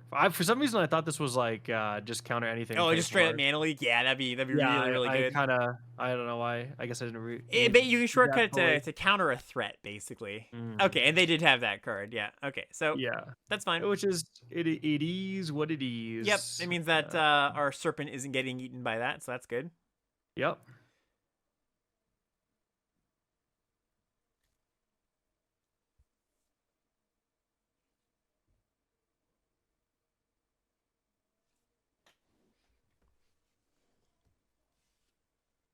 Okay. Max speed, I guess. Yeah, that's nice. For nothing. Yeah, for nothing right now. Would you play this? No, we want to keep up 6 for this, right? I think I would because if you just keep saying that, oh, we want to keep up 6, then we're just never gonna play it. So I think you're right. I think we just play the Matrix and maybe we draw land, and if not, it's okay to take a hit of 6 off their vehicle one turn. Okay, drew the land anyways. All right, cool. How much is this? 6? Yeah, it's pretty pricey. Might be worth doing it soon though. Yeah, could be. All right, now it's just like whatever big 5-mana play they play, we just spectral. Yeah, here's where I'm like, okay, I'm just happy to use the interference if they have they slam anything. It's kind of good having the Scrap Compactor up because then like just in Magic Arena sense, like it fades them. They think that's what we're holding up, and that's what we keep like breaking for. Yeah, exactly. Ooh, can't. Okay, this is okay. This is okay. We just get to blow up their. So it's good we have 6 mana up. We can't counter this, but we do get to get rid of their chariot if that's what we want to do. All right, so resolve this. Yep, just say cool. That's fine. And Yeah, just let it happen. There's no need to do it right now. He might even make a mistake of attacking in, and we get to. Please. Yeah, we need this after the timeout. Yeah, yeah. All right, they get in. Oh, it's not a 6-6. Oh no, because it's a 5-5, so it doesn't become a 6-6. Oh, it does. It's it was a 4-4. So the coordinator. Oh, I thought the coordinator. Oh, the coordinator. I think has to crew it to give it the +1/+1. Maybe I'm forgetting the card text. Okay, they are attacking with everything, so that's good. Please. So what does the captain do? Just hover over the captain real quick. I just want to see. So this is it does give +1/+1. Oh, sorry. But this Yes, was yes. a 4-4. Sorry, so it just like it shows it in its state. Okay, so now we blow out this. Totally, right? We go destroy. Yeah, I misled us there. I thought it was when he cruised. Yeah, no, you're good. It's kind of weird because it's like it wasn't. Yeah, like it was showing us the game state before it was technically a creature. They might just quit right here. Yeah, they might have been like, uh-oh. Didn't realize this would happen. A colossal mistake right here. Yeah, we get to eat their 5/5. And then it's like, yeah, this is not going to go well for them.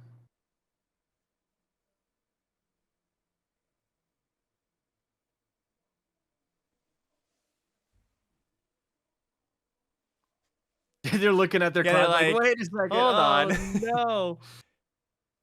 All right, they do get that. Does it trigger twice because of first strike? It does, yeah. Little interesting thing there. No, it only went up one because it can only go once per turn. Once per turn. Yeah, you're right. Yeah. Okay. It just like technically does it like before. Okay, so I think we, do we just kind of go for it? Like we could auto crew chariot.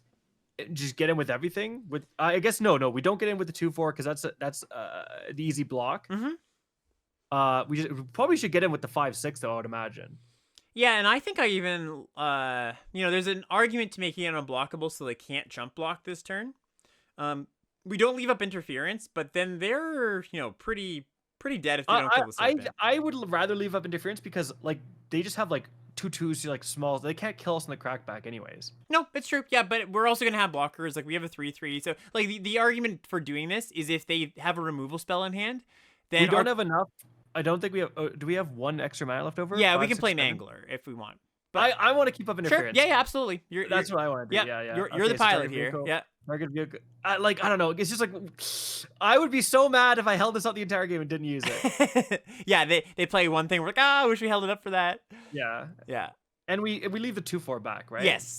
There's no reason. Or do we attack with the 2/4 because we discourage jumping, just like how you were gonna make this if we attack with the 2/4. Yeah, you know what? That's a fair point because we're gonna have a 3/3 blocker. Yeah.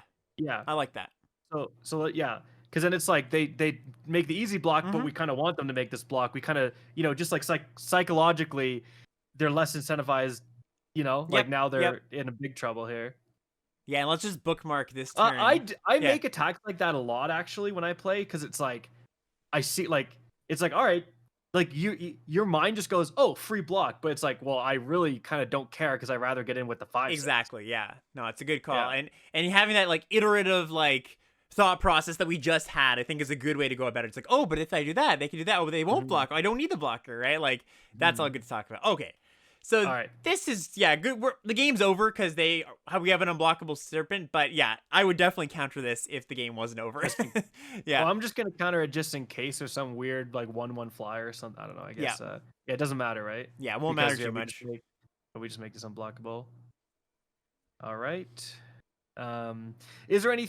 There's not. They can't possibly kill with 1 mana. No, right? I don't think there's. Nope, no card in the format. Okay. Sweet. Okay. All right.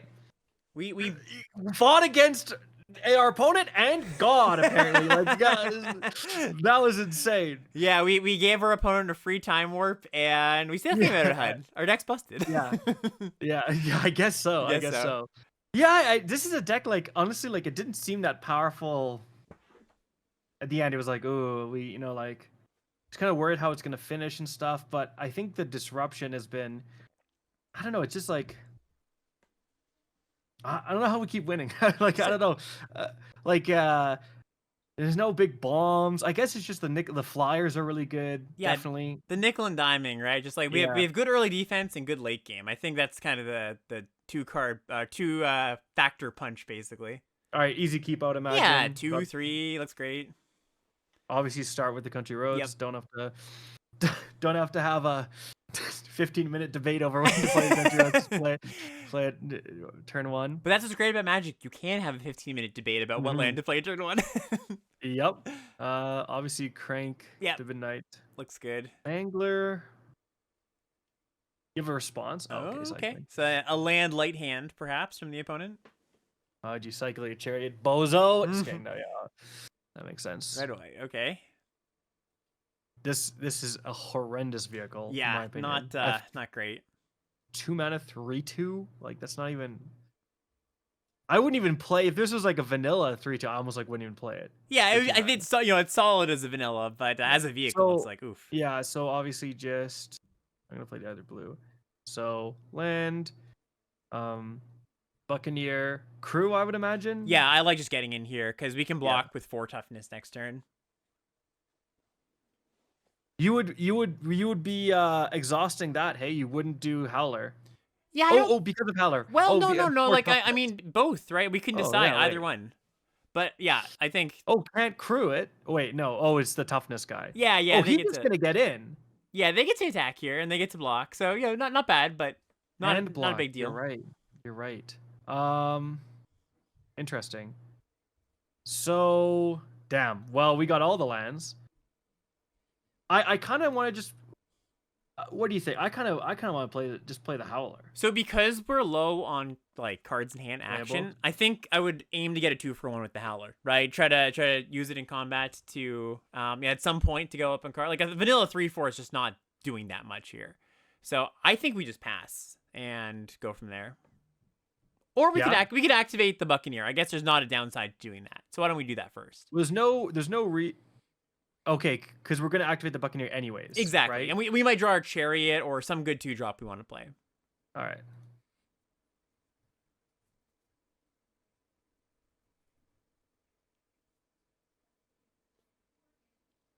Okay. So I think it's interesting because we could just play the compactor. I would keep this up. I would still keep this up. Right. So the argument against it is that they don't have a good attack, right?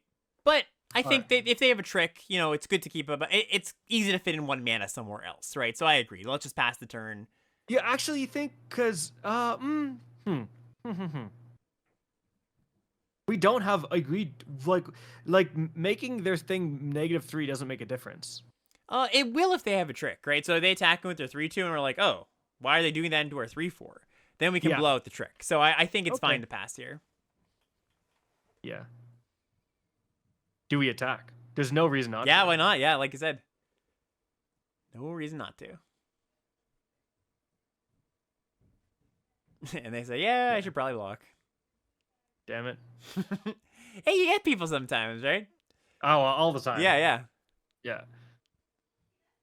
I honestly misread this card as well. I thought it was like when you cycle any card when it's on the battlefield. Oh, I see. It's -3, -0.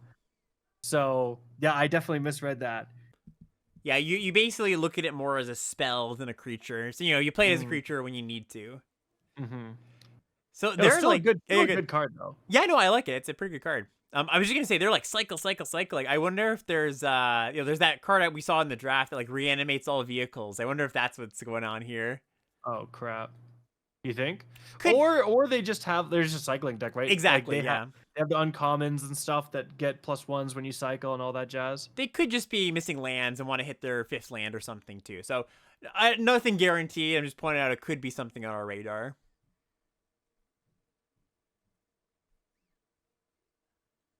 Oh, so it looks like maybe they go to kill the Buccaneer and then they try to get in and we get to blow up the combat. They're like hovering over our creature. So I'm just thinking they might have a removal spell. Well, it's -3, -0. So I don't think we. Oh, because if they attack with the 3/2. Yeah, looks like that's what's happening. So all right, yep, all right. We say sure. Sure. Okay. So our decision to keep up the heavy paid off. Yep.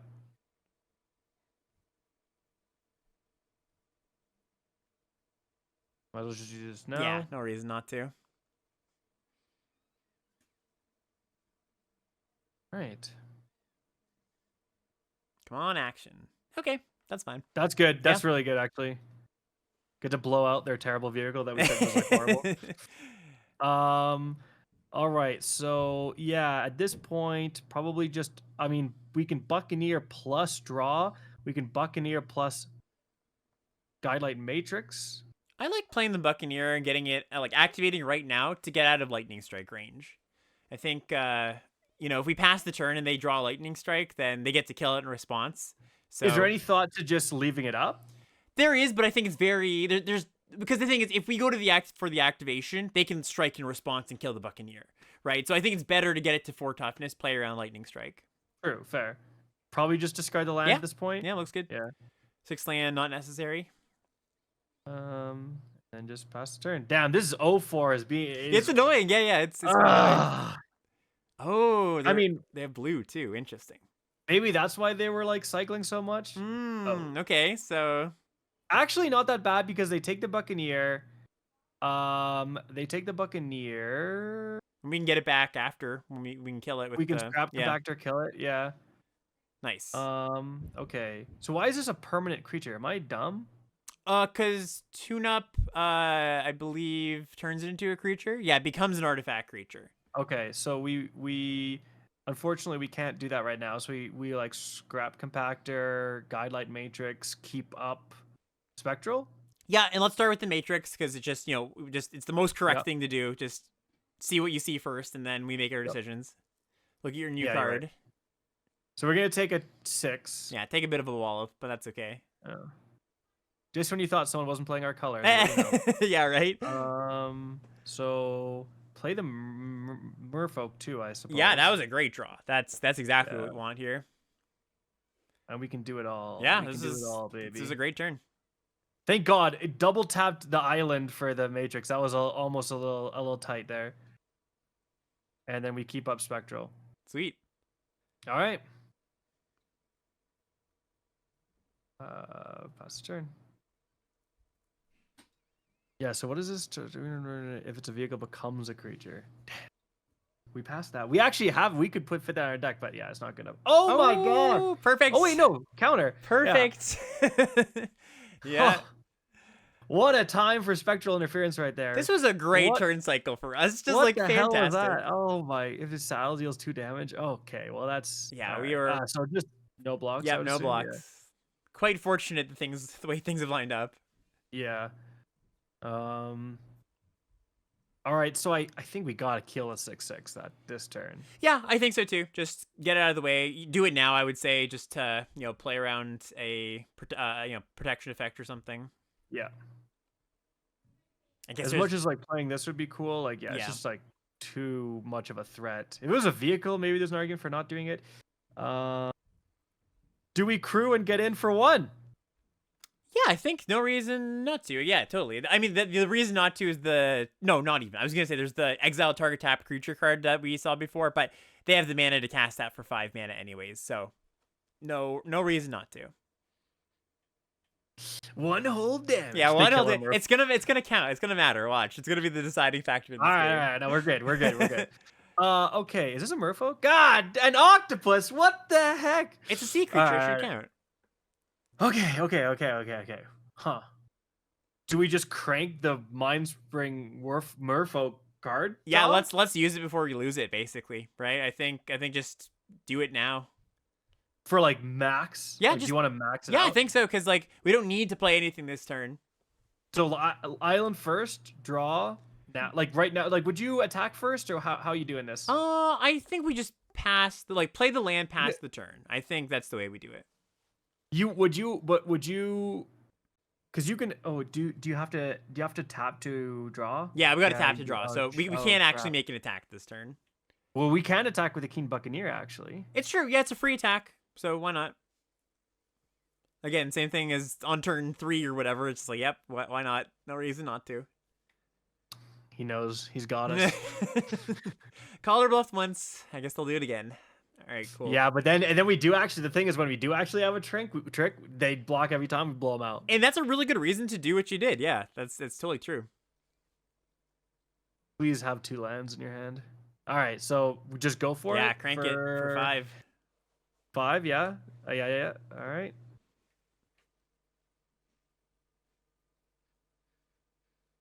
Oh, all right. Well, we won. All right, Yeah, I mean, the game's over. All right, I take everything back I said about first picking this. That was very good. That was very good. Oh, okay. Oh, okay. Interesting. I think what we do is we probably just I mean, probably just save that, even though this guy is the most annoying thing of all time. I'm definitely playing the Rambler this turn. Agree. Should I guidelight? The only thing, if I guidelight, I think there's some merit to.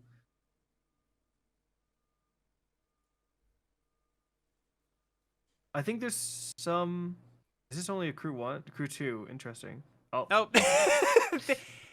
They agreed. Yeah, they couldn't have. I was gonna say, like, just going back to the battlefield, just so we can discuss that, because I think that was actually a pretty impactful turn. I think so. Yeah. It's like, when do we, like, again, the greed play is blow out this guy, attack with everyone, start really pushing some damage. I was gonna say, like, Rambler, because we could Rambler, crew the Rambler, and then use the Rambler to crew the Mangler, attack with all, get in for probably block the 3/3, so get in for 4. Yeah, I think my play would be play both vehicles this turn, the Chariot and the Rambler. Just get on board now, and then try to just kill them over the next turn or two. I think right now we're just like, yeah, let's just get them dead. Yeah. Okay. Yeah. Sweet. And so basically the way this deck's working is first 4 turns we're just making sure we don't die, and then either we win with flyers or the card draw. Right. That's why I think this deck is functioning well. Yeah. There's yeah, that Merfolk draw 5 was crazy. Yeah, that card is real strong. But we had to kind of get into position where we could play it. Yeah. Yes, exactly. Can't just like fire that off on turn 4 when your opponent's trying to kill you, right? Yeah, exactly. Yeah, I mean 3-0. Yeah, it's going well. It's going well. Now we get to the big boy bracket where the decks start to get pretty good. Yeah, I guess it is true. So it is bracket-based matchmaking in this, hey? Yeah, basically, like, if okay, this is a nice hand too. All right. Yeah, like they try to match you with people who have the same amount of wins as you. I will say this is a completely different topic. Yeah. I cannot stand the deck-based matchmaking in this game. I hate it so much. I think it completely ruins the experience. Where, like, if I play a red deck, I swear to God, like, I verse decks like only built to beat the red deck. If I switch to one of those decks, it's like I just don't like how your matchmaking is like determined by the decks you play. So I think it's more like the ranking, like I don't know the exact mechanics behind it, but it's not exactly your card choices. There's something else. It's like the amount of rares in your deck or something like that. I swear they put out something saying that. But anyways, I just like I swear, like, you match like different decks depending on what you're playing. Yeah, there's in some formats. I think limited it doesn't matter, but in constructed formats sometimes. Yeah, limited. I mean, I've honestly been playing more limited almost because of that, because it's just like, and also I feel like standard, I don't know, I wasn't a fan of the 2-year rotation. I liked when standard rotated quicker, because I get sick of the popular decks. All right, so obviously can't attack, which is unfortunate. So what would you do here? Probably just play our guide light so we can start building speed. I like getting well, we're not going to attack this turn, so I like getting the Chariot down to stop that Scurryfoot from activating on turn 4. Oh, and you would just the other yeah, okay. So interesting. So Chariot, name this guy, and he can't exhaust. Yeah, exactly. Costs 6 mana to do, which is quite a bit. The other option is we diversion unit now, so that we can do this guy next turn. We get in 100%, well, probably with the flyer, and we have 1 mana up for a counterspell. Right, like we could go like Chariot next turn. Yeah, the advantage of playing the Chariot is that we get in 1 extra point, I suppose. But you know what? Your line's pretty good too, because yeah, leaving up being able to leave up the Mech Titan or protect the Mech Titan's pretty good. So Let's. I'm gonna go with your line actually Okay. because Yeah. I don't know. Oh, where's fortify? Beautiful. Hey, yeah. Um, yeah, I think so we named that guy. I'm not gonna attack because then I think it's just more if they do play a flyer, just Yeah. because I'm thinking about it, like it's way more likely that a 3/3 flyer can attack in on turn 3. And then also like it's gonna be since they went first, it's gonna be their turn 4 Mm-hmm. before. So I think both lines are definitely like interesting. I don't think there's necessarily a wrong one. No, there's merits to both, right? Exactly. The Mhm. chariot line gets in more damage and is more likely to be able to attack. The diversion unit line's a bit more, safe against a removal spell. I suppose like the tiebreaker might be like since they are green white, they're less likely to have instant sorceries. Right. Yeah, that could be. Yeah, I would say it's true. Doesn't really matter what land we play here, right? No, I don't think so. I mean, well, if we want to play the unit, I guess it's better to play the blue source, but we're gonna play the Titan, so Yeah, so then we go yeah. core, start your engines, and we want to crew with this. Sorry, I keep calling this thing the Titan. I thought it was called Mech Titan. It's the Oh, I'll just call it the core because it's a big long name. yeah, you're good. I also I probably am like crewing these way too early. Like I do them like main step because I like oh man, I have definitely accidentally entered into combat before crewing before and stuff, and I'm like, oh crap. Yeah, no, it's fine to do that. I think it's fine to do it main phase most of the time. Okay, well this thing doesn't say instant sorcery. Okay, Nah, yeah. All right, not good. It is big. It is big. Not good. I mean, I guess we could have saved now the activation for like either one of these vehicles, but we probably would have pulled it off like before then. Right, yeah. Man, we are getting flooded. But I guess that's good for the merfolk. Yeah, good for the merfolk. I think yeah, I only need one more. Okay. So interesting. So what would you do here? Like there's an argument for holding the diversion unit. So that when we can double cast it. However, if we do play it now, which I'm kind of leaning towards, we then have mana up to counter something, and we still get in with. We can now crew the chariot, and so we can leave someone back to block. Kinda, I don't know. Yeah, I think the argument for activating merfolk is we want to use it before they can remove it. But we draw 2. Oh, okay, yeah. So you're saying just draw 2 with the merfolk. I think so, and then we can just copy the unit next turn. So why don't we just get in for an attack, and then activate on their turn. No, that's a good one. No, yeah, draw 2. 4 mana, draw 2. Not the best, not the worst. Yeah, they might. I mean, I guess they'd have to block. Yeah, there's a chance they chum. Super dumb if they chump. Yeah, I would think it's a good thing for us if that's the case. Yeah, that would be crazy. Like next turn, we're definitely getting hit by this 5/4, which sucks. Oh, they Whoa! Okay. All right, that's good. I mean, they can still attack with 5/4 with the scurry foot, but this is that's good. true. But yeah, okay. So does this change anything? Good question, honestly. Yeah, because we're not gonna be. Yep. Because now we can play the because now we're like back on mana, so we're not going to be doing this next turn. So we can maybe play this now, hold up. Because then, like, if they try to kill the merfolk, we can actually counter it. And then, like, the next turn, we draw 3. 3 is more than 2. So I agree. I think that's a good... I think so. Because the other thing is that, yeah, like you said, without the speed going up this turn, if we just hold this unit in hand for 2 more turns, it's like, it's not going to do that much as the game goes on, right? Better to get the cheap flyer down now, start pressuring. Mm-hmm. This might change if we had more spells in hand. Like, if we're like, we're okay on action. But I think we want to draw 3 rather than 2. I would agree with that.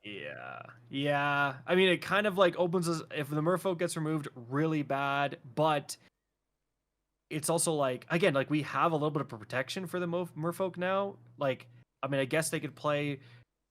a vehicle that removes it or something. I don't know. In green, red, they kind of have to play like a.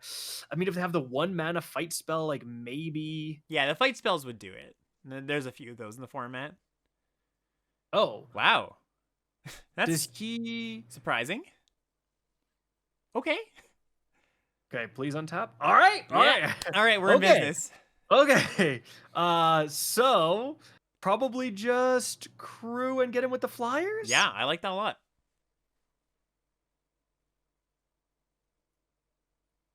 The other interesting thing is like we can actually, we can use this. We can, if we have to counter with the diversion unit, like we can still draw two. Mm-hmm.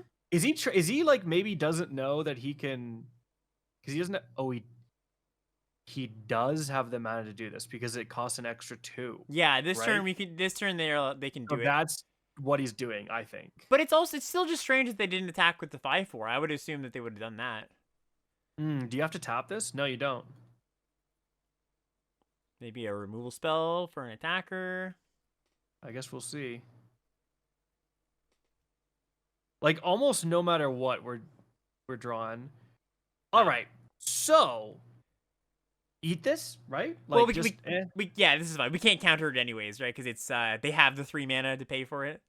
You're right. Yes, they do. Okay, so yep, we just say sure. Still gain some speed, unless they also can take this out. No, it doesn't look like it. All right. Cool. Okay. And there we go. End turn. And then just like basically no matter what happens, we get 3 with the merfolk, which is huge. And man, if we didn't have that merfolk, I'd be like, I'd be like, let's just concede. Yeah, like, they're at 17. We've got 2 creatures. Yeah, it would not be going well. But it's a really big card draw engine for sure. Wow, they didn't cycle this. Okay, this opponent's making some confusing plays. I would say. I think killing the core is what I would do with that card. Oh well, yeah. Wow. Did they just draw it? No, were they empty-handed? They might have. Yeah, they might have just drawn it. Yeah. I guess they want to block the flyer. That's maybe their logic. Yeah. This is bad though. This is 2 crews though. Yeah. We could would you cash in the merfolk when it becomes a 2/2 on this 4/2? Yeah, for sure. That's a great idea. Yeah, right? Yep, looks good. Okay. So we have to block first though. Okay. Okay, so pass. Block.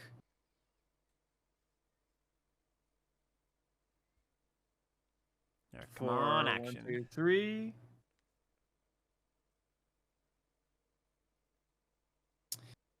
And then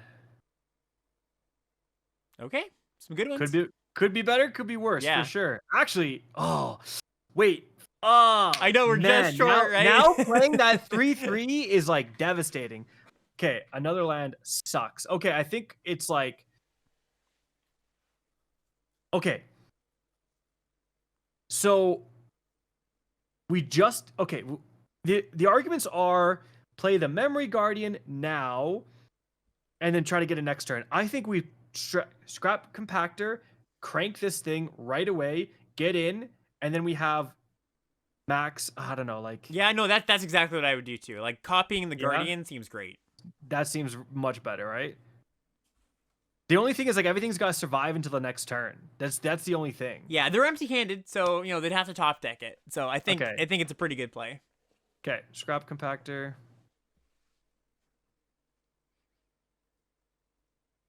Yeah, okay. And you just pray we can dupe this next turn. Yeah, that'd be nice. 3 damage. Probably going to crew in response. If they don't, I don't believe what you said about these brackets. Yeah. All right. There we go. All right. Man, we're gonna get cranked next turn though. That's gonna suck. Yeah, we get hit for 8. Well, actually, yeah, we get hit for 8, but it's not too bad. We get to double block next turn if we need to. Cool. Yeah, 2, 3, 4 flyers. Like that's the thing. It's like if they kill core, it's basically game over. I would say, because the lands, man. If only we had 1 extra flyer in the deck and 41 cards, you know what I'm saying? We'd have that chance to draw that 1 extra flyer. I mean, that is the argument for your argument where you're like, well, you'd rather draw your good cards instead of this, which like, well, sometimes you'd rather draw any card rather than a land, right? Well, yeah, basically, like, sure, there are situations where, yeah, the 3 flyer would be good. Oh, nice, awesome. Okay. Now we're gaming.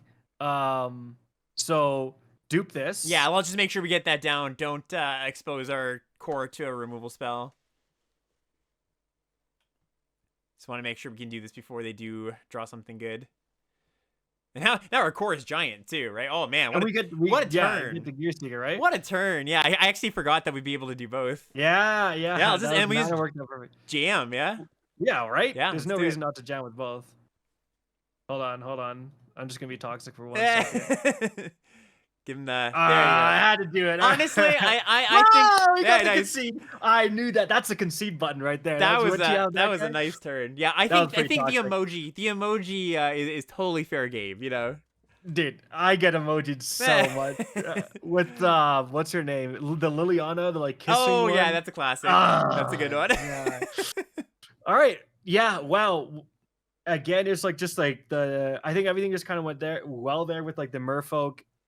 Really flooded though. Like I think that would have been a much smoother game if we didn't get so flooded. Well, that's the thing, right? That's why, Magic is a game where sometimes you get flooded, and that's why it's good to have a bunch of card draw like we do in these slower decks, right? If you don't have card draw in your slower decks, you're just going to lose to flood. Yep, you're right. I think you're right 100%, and that's why the Merfolk did nothing the first game, and then has been like the MVP of the century in the next few games for sure. Yeah, it was on standby. It was on the bench for the first game or two. Man, and like we keep drawing our rare. I swear there's like a hidden matchmaking that come on. Well, and then like I swear that people always say streamer luck when just like you drew the right cards at the right time because they're a streamer. Yeah. I like to think that I exude that a bit in coaching sessions, and we get to pass that on to whoever I'm with. Draw the right cards at the right time. Yeah, but definitely that blue-white guy has just been phenomenal. Yeah, really nice late pickup. So I think this is easy keep. Yeah, also, great. And then just double. How soon can this guy come down? Unfortunately, like turn 4. Dang! If only we had a 1-mana artifact. We can play turn 3, right? Because we go. Oh no, sorry. Yeah, of course. No, we can't. Unless you draw the 1-mana scrap. Thingy. Right, that's the way we would do it. Very aggressive start from the opponent. That's not. Yeah, good. Yeah, definitely a little scary. Yeah.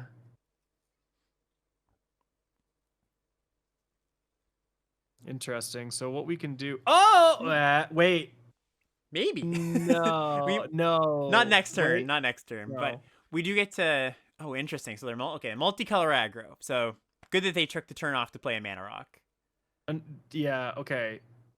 Nice draw. So, do we just Buccaneer? Shore down the ground. It hurts both their blocks. Yeah, I think that's the best thing to do here. It's a good blocker. I don't think we want to keep taking damage. Yeah. Oh, kind of funny. The blowout, I just realized, can be 1 mana because it can bounce the 1 drop. Bounce the dynamite. Yeah. As it keeps showing 1 mana too. I almost wish it didn't do that. I know. I was thinking. Yeah. Yeah, messing with my brain. It's kind of funny. Oh my! Okay. All right. We might catch an L right here. This is officially not good. That card is strong. All right. Can't block. Just take it. Yeah. Yeah, and then do they get a 1/1 or they get the amount? They just get some counters on it. Yeah, a lot of counters. All right. Okay.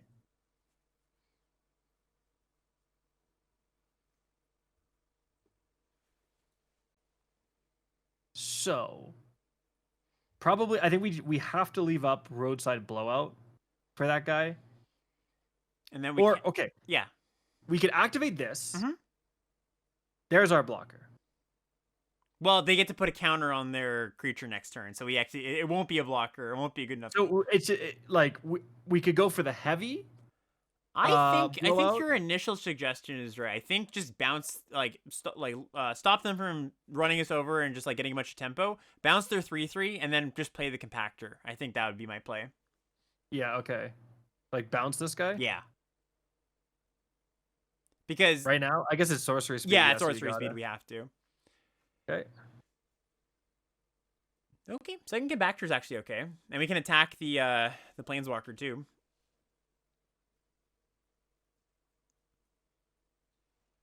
Man, what a card! Yeah, it's a really interesting one. Like, cool design. Okay, cool. And all right. So they attach it. If they attach it, it only gives +1/+1. So they don't really have good attacks this turn They could still attack into us and we could trade, right? Because the because goblins. he has 1 damage. Right, Which I'll exactly. take that. I mean, okay. What would you take that trade? I think we should. Yeah, I think so. Is it attached for free? How did it attach? It's Oh, the it's a plus ability. Yeah, they have to activate Man, a plus to attach is crazy. Yeah, it's a strong card. Right? Yeah, I like that. Or because if they deal, yeah, sure. Because if they deal, then they get like, yeah, it's just like the drawing. The oh my. All right, well, that's big. and trample. Hey, That is a dude, lot. this is the most jankiest deck I've ever seen. Like, this is just like good cards. Like, what is okay? Wait, can I? That's kind of cool. Yeah, we get to call the Aether Spark, make it cost 2 mana to activate. That's kind of real. And then, well, actually, by playing that, I can also play the Memory Guardian after. And even better, we can go Chariot, also Compactor, and then Memory Garden for 1 mana. True. And I think that's got to be the play, right? Yeah. So we just call Aether Spark. Okay. There's 13 loyalty Aether Spark. The Aether Spark, man, that is so bad for us. All right. Cool. Dude, this deck, how like it must have been like draw the Aether Spark or lose, because without this Aether Spark, all these cards are dog water. This I actually like the +4/+4, but yeah, the rest of them are not I super guess impressive. Well, like, is he splashing blue just for this? Like, what is going on here? Yeah, it looks like, maybe not the most smooth draft in the world. I mean, like, oh my god. Oh my gosh, right, what is happening here? What is happening? Thank God we have 3 losses to go, because what is 10 mana? Okay. What the hell is Okay. All right. And then okay, another creature. Yeah, that's real big. We have literally nothing we can do about this. Yeah, we just die. We just straight die. Okay. That's a conceit. Like, Hats there's off. no. Yeah. There's no line. What does this do? Other creatures get? Yeah. All right. We fought hard. Fought the good fight. There's really like nothing we could have done. We just had a little bit of a slower draw off rip. Hey, nothing we could have done. We didn't have enough interaction. Well, and this thing, we did have interaction too. We got to bounce their creatures, so we got to set them back. So yeah, I mean, just the opponent's cards lined up well. And it's like if we just had if we had one more mana, we could have like gone up to a 3/4, and then like when they went for the +4/+4, blown them out. We just didn't have the mana. Yeah, and that's what the aggro deck does. Mana. Yeah. Wow. I mean, that was literally like that was the Aether Spark just being the Aether Spark. Yeah, that card is very good. One of the best in the set. And so much loyalty too. It's like that you're attacking into like 8 loyalty. Yeah, it's like it's just like such an uphill battle. Yeah, that was crazy. On curve too, right? So it's not even like off curve Aether Spark is pretty manageable, but on curve is kind of a beating. Yeah. Again, I'm like I can't think of anything we could have done differently. No, I don't think there was anything we could have really done. All right, I guess keep this again. Yep, that's pretty good. Pretty slow hand. I guess stock up on turn 3 is good. Guiding Light. No 1-drop this time, so that's good. Yeah. Mediocre 2-drop. There's our 1-drop. Is there a thought to play? Nah, probably don't need to play the Merfolk right now. There is a slight thought because, against the aggro deck, the name of the game is surviving. And, we don't have double blue. We've got another card draw spell in hand. I think it would be fine just to play it and trade off. Really? Yeah. Because without that, it would be Guiding Matrix, draw a card. I mean, we get more information. We have the heavy to cycle on turn 2. So the thought is maybe Guiding Matrix here, and then we play, if we get another blue, we can Merfolk plus hold up Howler's Heavy on turn 2, and then we don't have to sacrifice our Merfolk. We can get the trade. Yeah, so the opportunity cost is like you take 2 damage and put them up a speed. That's a reasonable line. Yeah, I would be inclined myself just to trade off, but I think your line's pretty good too. Yeah, I guess because then they for sure get up to 2 speed, and if they get to max, everything does stuff at max speed. Right, yeah. Yeah, yep, I see that. If we didn't have the stock up, I might feel a little bit differently. But since we've Yeah, got ways that's to true. refuel, it's kind Yeah, of yeah. okay. Yeah, you're right.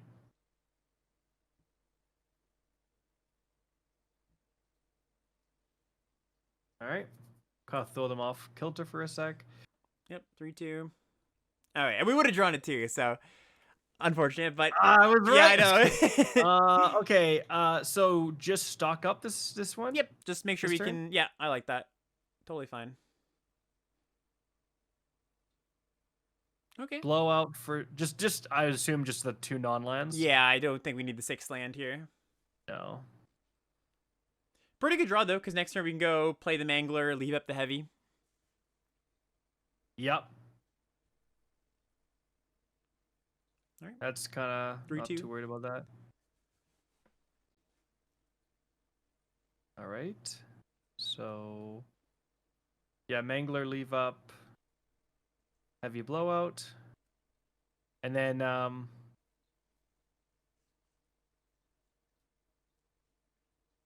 yeah, we have the Rambler for turn 5.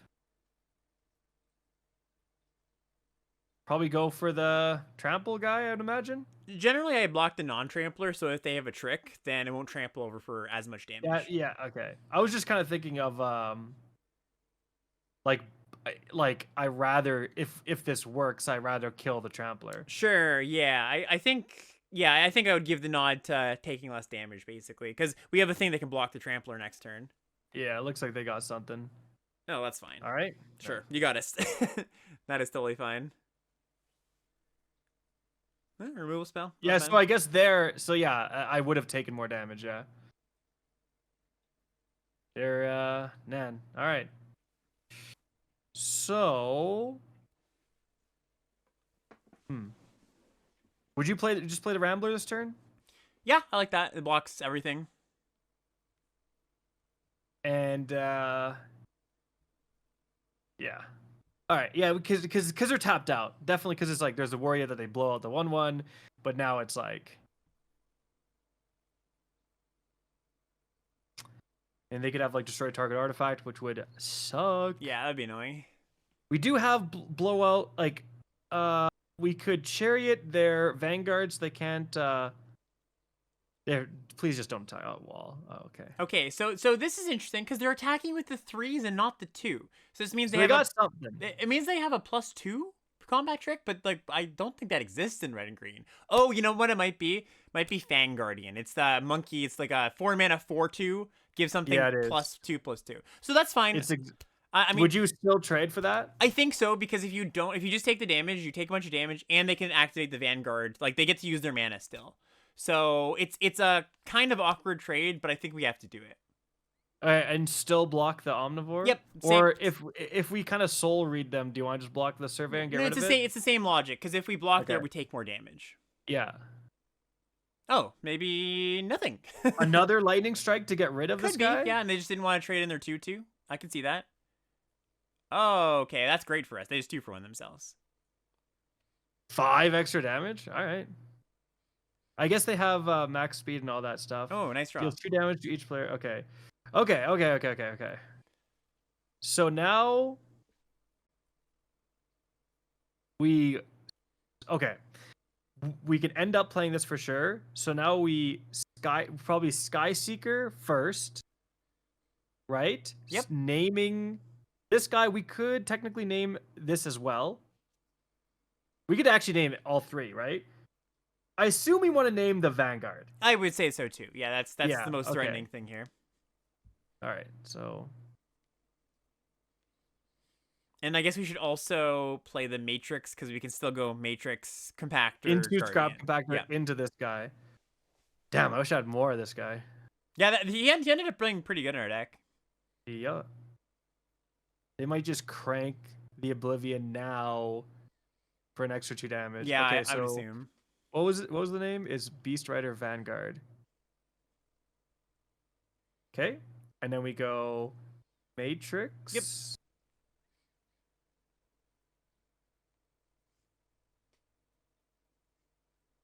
Draw a card. Please be good. Don't be a land.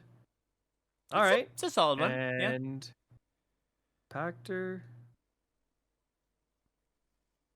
Do we get in with the 1/1? I think so, because we're not blocking with it. Yeah. I guess there's no point in playing out everything and showing we have no cards. Yeah, you might. It's slightly better to. I think for I will say for situations like that, however, I do kind of like doing that when there's like a big chain because they're more incentivized like to sit back and let you do it. Whereas like, okay, let's say we went to combat and they killed the Stopter, or then I wouldn't be able to cast a Memory Guardian because we're right. -1 artifact. Yeah, that's actually a really good counterpoint there. Yeah. So that honestly, that is kind of why I did. I was like, well, I don't want to get into like because they're incentivized to kill this thing in combat and like wait. So they just sit back and like watch me play a bunch of artifacts, like what's going on, and then yeah, we get the Memory Guardian down. Yeah, especially because there's like a reach trick that untaps the creature, so they could just eat the Thopter. All right, that's finally they didn't attack. Oh my gosh. All right, so interesting. So I think there's an argument to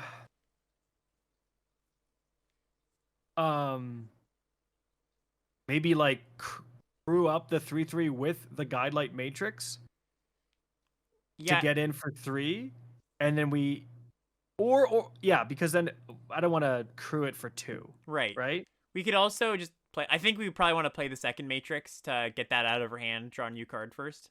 Would you? Okay, well, here's the argument against that is that if we play this and crew it, we don't have enough to keep up Scrap Compactor 3 damage. Right. I think that's a small enough factor at this point. We don't really need to. That I think it's better just to get the Matrix out of our hand. All right. Like, currently we're I just blocking. Yeah. No, good. It's a good draw. All right, so probably just play that. Yep. I like just playing that, and I think I would crew with that. Yeah. Yeah, exactly. Crew with that.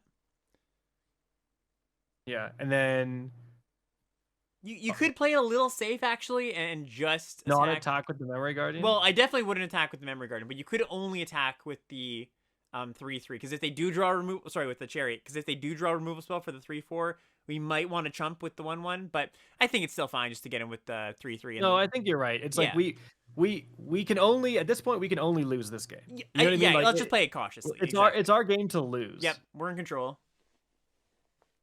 Yeah, it's always tough to kind of thread that balance between like ending the game quickly, but also being cautious about not going too overboard. Yeah, I guess it's also it's like the longer it takes, the more turns we give them, the more turns they can draw. Exactly. Something to win. That's a good argument against it. Oh, what's this? They drew a second green, huh?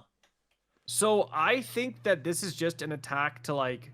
I think they're trying to put it into the bin to draw a card. Honestly.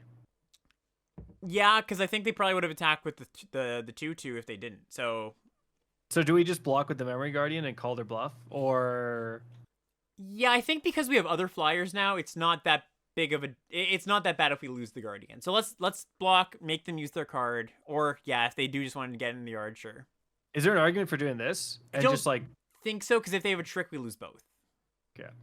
And I don't think it would play around very much. Okay. Soul Read, or they have removal again. They're gonna 2-for-1. Could again. be. Soul Read. All right, exactly there we go. What I thought. There exactly we go. what I thought. I don't know. That's a crazy attack to make. I think they probably didn't expect us to block. Honestly. Yeah. Well, yeah. Why would you not just activate the Vanguard?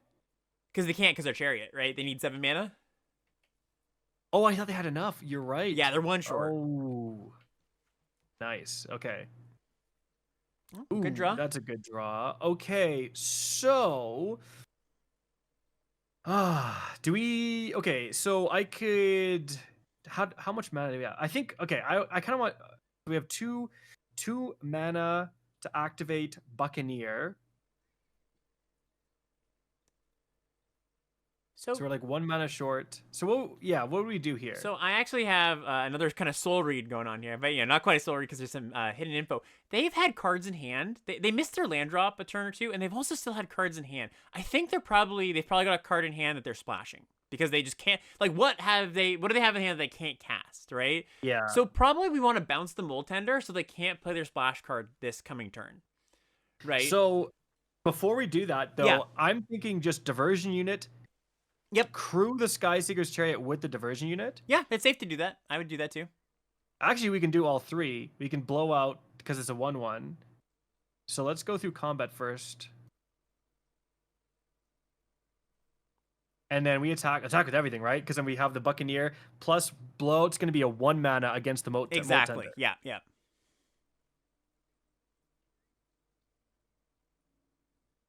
And then this way we also keep up Scrap Compactor.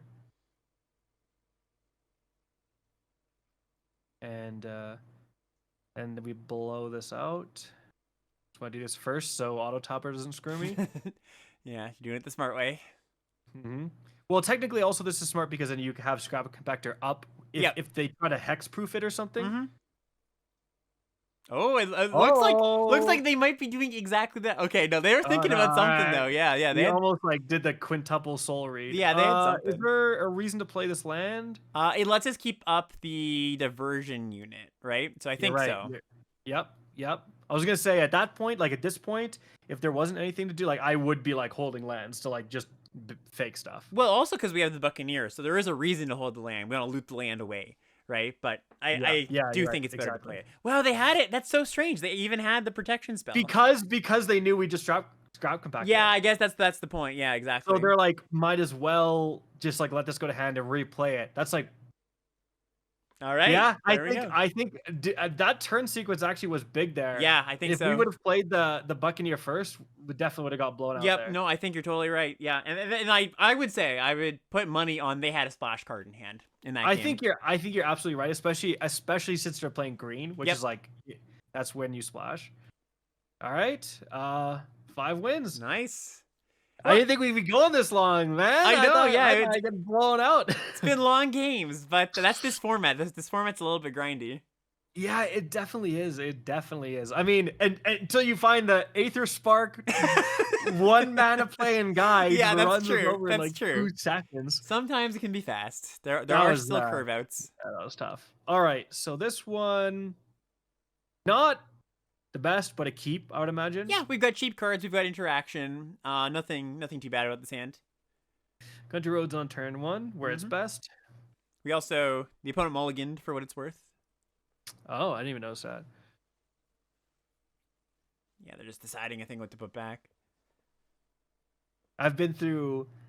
I guess I could. When you asked me how long I've been playing Magic, I could have just said I've been playing. I remember the Vancouver Mulligan rule, and I was playing from before then. Yeah, it was just draw again, but draw 1 less card. Yep. Yeah, just the Paris, I think it was called. Island roadside blowout there, turn 1. Not actually though. Yeah, we can take a few points here. Yeah. That is going to be a blow, like when they crew it, though. I feel like. Well, it's a sorcery speed bounce, right? So we can't like blow it out or anything. Oh, you're right. Okay. Oh, Lynx. Damn, all right, that's not good. So we can. Oh, Chariot the Lynx, right? Then they can't crew it, and they can't get more lands. Right, they can't play a creature to crew. I mean, unless they have a 1-drop. But I would do what you just suggested. That sounds good to me. Okay. It just like Lynx. Yeah, it kind of just makes it tougher. Then they can't attack with the glider, and just like as the game goes on, it's like you have worse saddling options. Yeah, exactly. Wait, no, they have to pay too. So it's like they're not gonna. Yeah, there's no way. Yeah, no, it's. Oh yeah, it's this thing again. They're gonna call it cat. They can't say mount, can they? They can. Yeah. They're both mounts, of course. Brutal. Why would they do that? That's not good. Okay. Well, luckily we can still block some stuff with our 2/4. Yeah. This might be another. I mean, I don't want to speak too soon, but this game's not going super well right now. Yeah, I would say they're slightly ahead. I'm just like looking at. I guess the other island draw is good, so we can. I guess like the roadside blow just isn't gonna happen, man. It's just like because it's. I mean, I guess unless we do the glider, which we could to save some damage, because we could roadside blow it and stock up, or just I guess play the Swiftwing Assailant as like a 3/3. Yeah, I think probably just getting the creature down. Bouncing their thing. Does the blowout bounce vehicles too? Yes, it does. Okay, just permanent. Yeah. Yeah. Okay. So blow, yeah, like hit their Lifecraft engine or something. Yeah, like making them respend 3 mana at some point is gonna be annoying for them. Okay, that's Uh-oh. fine. Probably make the 2/2, and then they can attack with both. If I was them. They're probably gonna give it to the that thing. That makes sense too. To me, that's actually a bad play because I wasn't gonna block the 4/4 anyways. I would have done it to this 2/2 because then, unless they plan on crewing it, because then it's a free roll attack with the 2/2. Whereas otherwise it would have Right? gotten. Yeah. No, you're totally right. Actually, yeah. Yeah. They gain a No, bit but more life, but that's not important for them. I guess Here. they're using it to crew. Yeah. Oh, well, we just get the block. Yeah. Yeah. Oh yeah, sorry. Well, no, sorry. That's the problem. Yeah. They No, I couldn't guess you're crew right. anyways, right? Yeah. You're right, because this is what is a crew 4? Is it 3? I think. 3? Yeah, it's a bit. Yeah, 2. It's a bit Okay, yeah, spendy. no, and they did do the right play. Oh, Okay. okay. Oh, okay. Huh. Probably not. Yeah, I mean it's a 3/3, so that's kind of nice. We're at 10, which is really bad. Okay.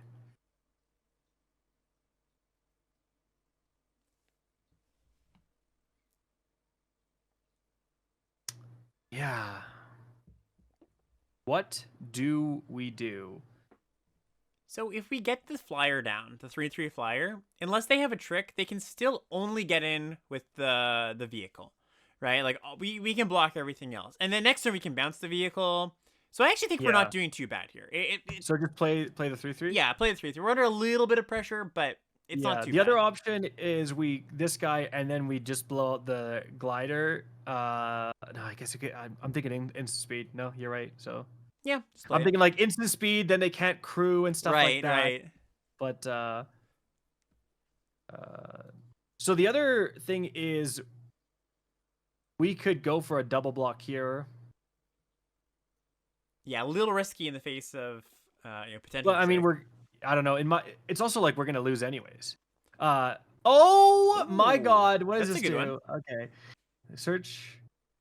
Okay, all right. That's not actually as bad as I thought it was gonna be. Yeah, it's not immediately killing us, but it is still pretty good. Actually, yeah, that's really bad. Okay. So we gotta find some removal for that thing. Oh, they only had 1/1 drop in their deck. Okay, that's great then. It was just the glider. Great. Interesting. Oh, they're gonna use it to crew. So they're out of. So yeah, that was a really bad play before, because now it's like we're going for the double block 100%. Yeah, exactly. I think that there's a no reason not for them to attack first, because exactly like you said. Mm-hmm. Oh, that's also interesting because we can kill that as well. What? No, well, this is gonna be a 3/4 actually. Oh, sure. So we have to double block it. I mean, I guess that sort of makes sense, but that's fine. We just double block, right? You think double block their 1/1? Yeah, because like it's 3 points. That's a lot of damage. So the argument against this is that, like to crew this, they had to do this. Like I don't know, like we lose a 3/3. You double block here? We're just looking to survive. Like the exchange. Like I don't think I care too much about like is this a good trade in the abstract. I'm thinking more like it just prevents them. Like if they want to, like every time they crew this, they have to like use a significant amount of power and toughness. Right, but then if we just keep taking 3, we're just gonna die anyways, right? Yeah, you're right. And it gets rid of their flyer. Yeah. But like if I was them, I would be making this attack because I would be totally happy with trading with the Swiftwing, obviously. Oh. No, there's no way. I think they probably are killing the Swiftwing, yeah. Yeah. I'm just thinking, I don't know. Yeah, because then it's like we have... it's just a tough one. It's tough. Okay. All right. So now it's probably Guide and then Roadside Blowout something. Yeah, I think we should probably blow out the 4/4 that they played. And we should blow out first, right, to see if we draw something more relevant. True. The roads. Sorry, blow out the bright. The Gear Hulk? Yeah, I like. Sorry, I should have been more specific. Kill the Gear Hulk or bounce the Gear Hulk. Okay. Okay. So I blow out the Gear Hulk because yeah, they're not going to draw anything with it. Oh, it's a good draw. It's a really good draw. Yeah, not quite. Well, yeah, we're not getting max speed anytime soon. And then play this, and obviously just pass. Yeah, just chill. And then I think like I'm totally down to trade the Welder plus the Chariot from there. Yep, I would say so too. Just trade City. Yeah, trade, and then stock up. Hopefully, pulls us ahead. Yeah, this is gonna be tough to trade against. I'm thinking they're probably just gonna play this, crew the Lifecraft engine, maybe get in for an attack. Yeah, I would assume that too. Can attack with 5/5. Okay. Yeah, there's oh your. my! There's the annoying one. Can you not draw gas for one turn? Well, Okay, they're out of okay. action now, so. Yeah. Okay. That's crazy. That's really good. I'm sure Oh they're my gonna God, say that when we cast stock up. Dude, this naming Mount was devastating. Yeah, Like it's annoying. like the 6/6 is crazy. Okay. I wonder if he's gonna attack this turn. The only hope is like get to a point. I don't even know how we're gonna. So I think there's no way we get to max. I mean, maybe, and we can double cast the Rambler. I think we're probably just gonna have to like play the Rambler. Pretty Yeah, soon, exactly. We're not doing it anytime soon. Yeah. Okay. So there, I think the goal is to trade with his Lifecraft engine, right? Yep, I agree. And the thing is, I think we have to double block here with the non Flyers. the non-flyer. Yeah, exactly. Yeah, I think so, right? Oh, oops. They don't want to attack? That'd be good. I don't know. Although. Oh yeah, he passed. Okay. All right. Yeah. Okay. Oh wow, good draw too. So what do you think we should do here? I think Just Rambler and Mangler? Yeah, we'll just get on board. I think we just get on board. Yeah. Next turn we can try to fuel back up with stock up. Yeah. Because the way we get out of this now is drawing into our scrap compactors, the removal spell. Like that's not bad. Is there any argument to attacking with this Chariot? That seems insane, but then we can like at least go up on a speed. We're 3 turns away from it, so it'll be like this combat and then 2 more. So I think I probably wouldn't. I think it's more important to not take 2 damage here. Yeah. But it's a good suggestion, honestly. Like it's good to think about. Yeah, it's a hyper aggressive line of play, and then like the thing is like the 6/6 is indestructible. Mm-hmm. So yeah, it's just like so we're gonna have to find our removal spell. We're letting that through basically no matter what. Yeah, I think this turn we let it through. Is there an argument to attack with this? Like because it's like, oh yeah, that's if it was like okay, block it with your 6/6. That works out great. You know what? I like it. Send.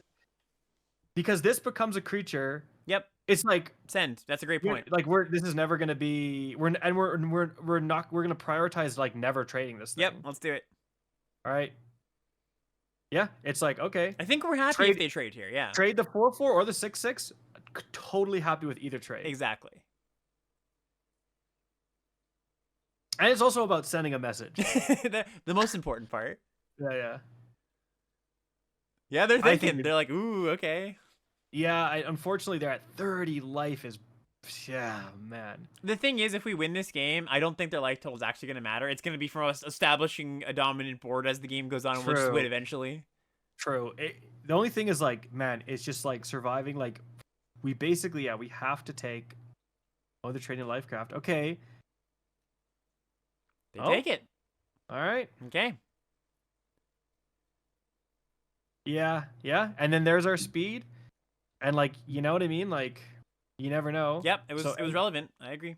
Yep, and then end turn, Mangler becomes a creature, which is huge. We have a 5/4. It's just like that 6/6. It's I know it's huge. Do we chump? Do we chump already? I think this turn we don't have to. No, I think we want to save a bunch of power or toughness so that we can maybe profitably block the first striker next turn.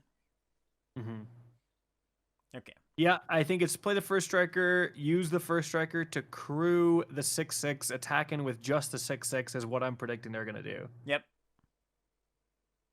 Oh, maybe they're getting it with the 4/4 too. They weren't willing to do it last turn. That's an instant trade with the Rambler, in my opinion. Okay, so they do that. Okay, Okay, they're just getting it with the 6/6. That's cool. Yeah, and that makes sense. Mm-hmm. Yep. Yep. Just take it this turn. Yep. I'd love to find our merfolk too. That'd be nice, just to draw like a million cards, have more chump blockers. Yeah. Dude, Do they have something else? don't play. Dude, there's no way. It could just be a crew cost. Yeah, it looks like it was just the crew Yeah, cost. yeah. Oh, we drew it. Nice. Oh my, it's for 0. It's 0. Yeah, that's sweet too. Okay. Okay, so we just nuke the slot. Just yeah, right? just like. All right, give hold it on, to hold him. on, hold Yeah, on, yeah, hold yeah. on, hold on. Yeah, yeah. Think about it. Copy. So one mana. Oh, I see. What do you? What? Just go. I mean, we basically have to go for it or we lose. They, Right? they're not gonna. They're never gonna play that card unless we go for a removal spell anyway. So I think we should just do it. Yeah. Great draw. Okay. Though. And this pause, Uh-oh. yeah, could just be a crew cost, right? That might be what the pause is.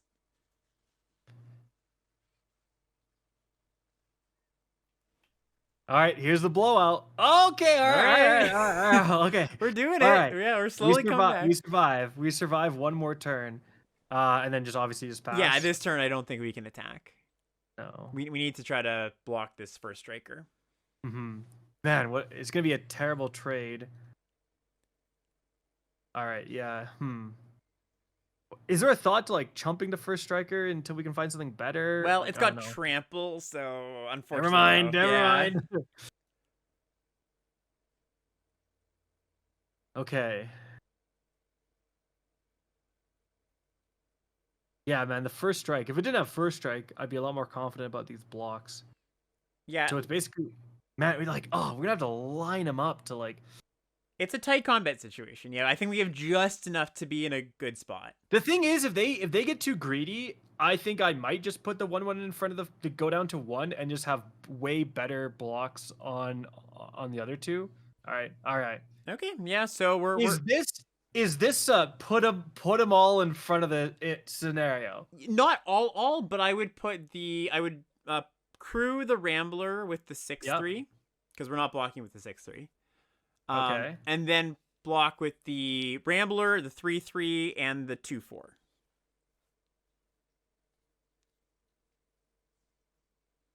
Yeah, those are the best Yeah. blocks. Okay.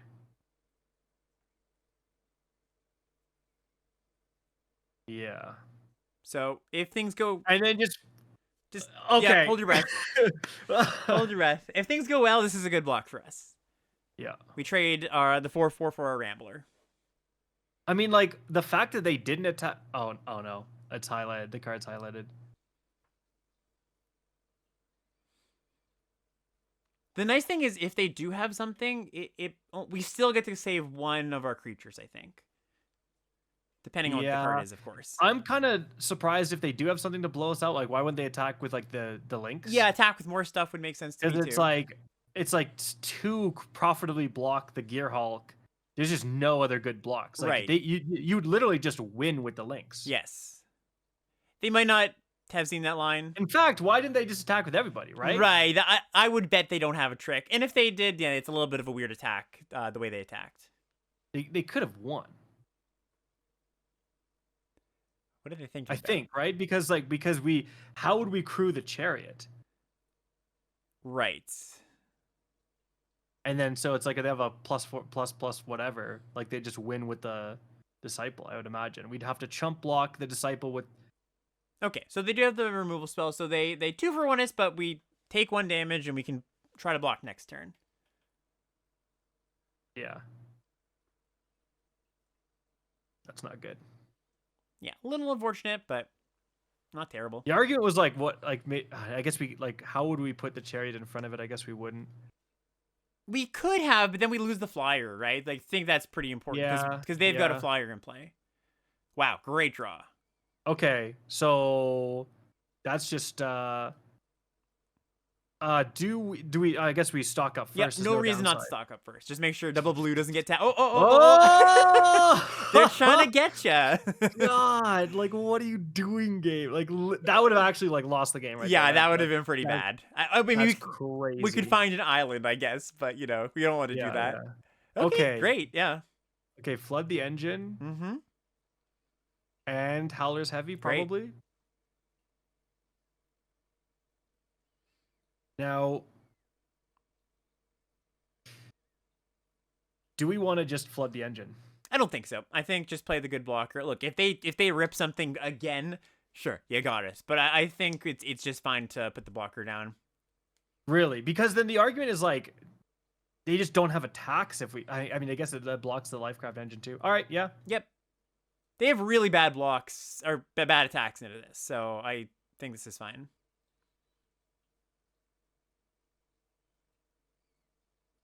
Get in with them. I'm just kidding. I mean, I thought about it too. Don't. Yeah, Yeah. no, I think it's just like every blocker counts, and it trades with the links, and it trades with the Lifecraft engine, and I Yeah. will take, at this point, like, I will take any trade. Yep. All right.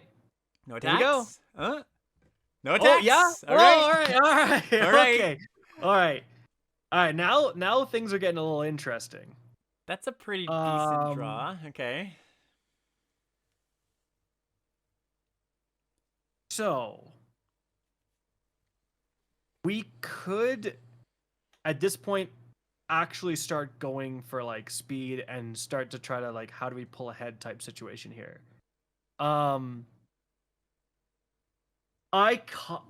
Every fiber of my being is telling me to flood the engine to get the Gear Hulk. Yeah. Just because it's like, it's the first strike trample, it's such a threat, and it's like, there's just like, even if it doesn't open up attacks, like if they draw something else, it's like anything, like this is the thing that's like gonna kill us. So my argument against that is we've got the heavy, right? The heavy really prevents that, like a blowout from happening on our side. So do you want just Guidelight Yep, to start? just kind of get that out of her hand.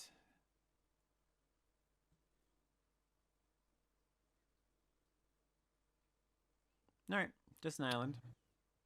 All right. So would you want to like, no, we can't because it taps. Well, Is there any attack? You know what we can do? We can attack with the chariot this turn. No, because it's tapped. And well, then we take 2, but then we get to go to max speed. So then any artifact we get to double, right? So there's a legitimate argument for doing that. I think going to 2 versus going to being at 4 is not that different in this situation. Okay. Yeah, but then we don't have this to block either. Right, that's my point, right? So we go to 2, but that's okay. I would just attack with the chariot this turn. Yeah, wake it up, get in there. All right. See, I am wanting. I guess like the 3/3 becomes a blocker. For me, I'm trying to be like I'm like, well, we could also flood the Gear Hulk and just have like much better attacks. It's not that much of a better attack because they crew with the 4/4, right? Like, I mean, this turn, I suppose you mean as the game goes on. Yeah, like just as it comes. All right, and then we just pass the turn. Yep, just pass. And then we just have the Howler's Heavy up for a hopeful blowout. Yep, so they get in for 2. Thing up now. Sorry. No worries.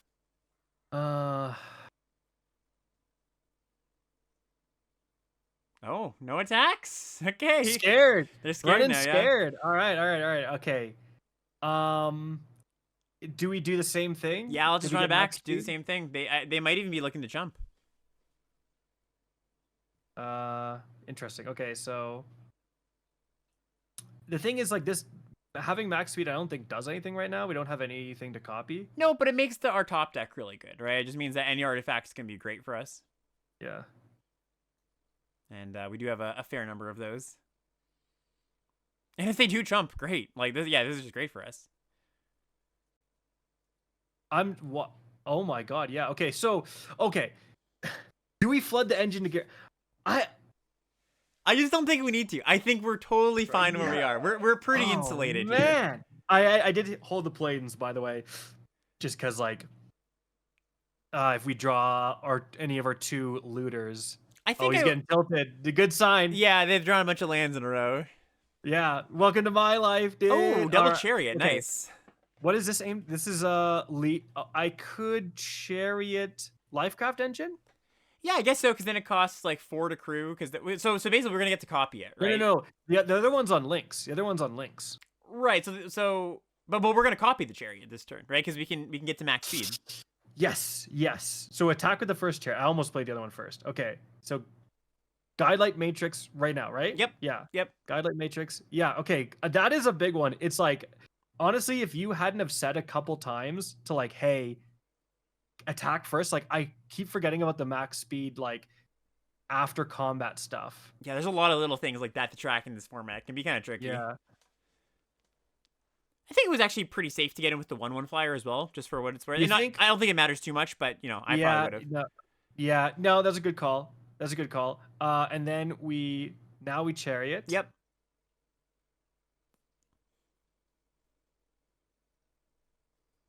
And yeah, I guess we call the Life Crafter. It doesn't shut it off for good, but It's called Lifecraft Engine, I think. Lifecraft Engine. Yeah. Lifecraft Engine. And Lifecraft Engine again. And just pass the turn, I guess. Yeah, hey? just pass it over.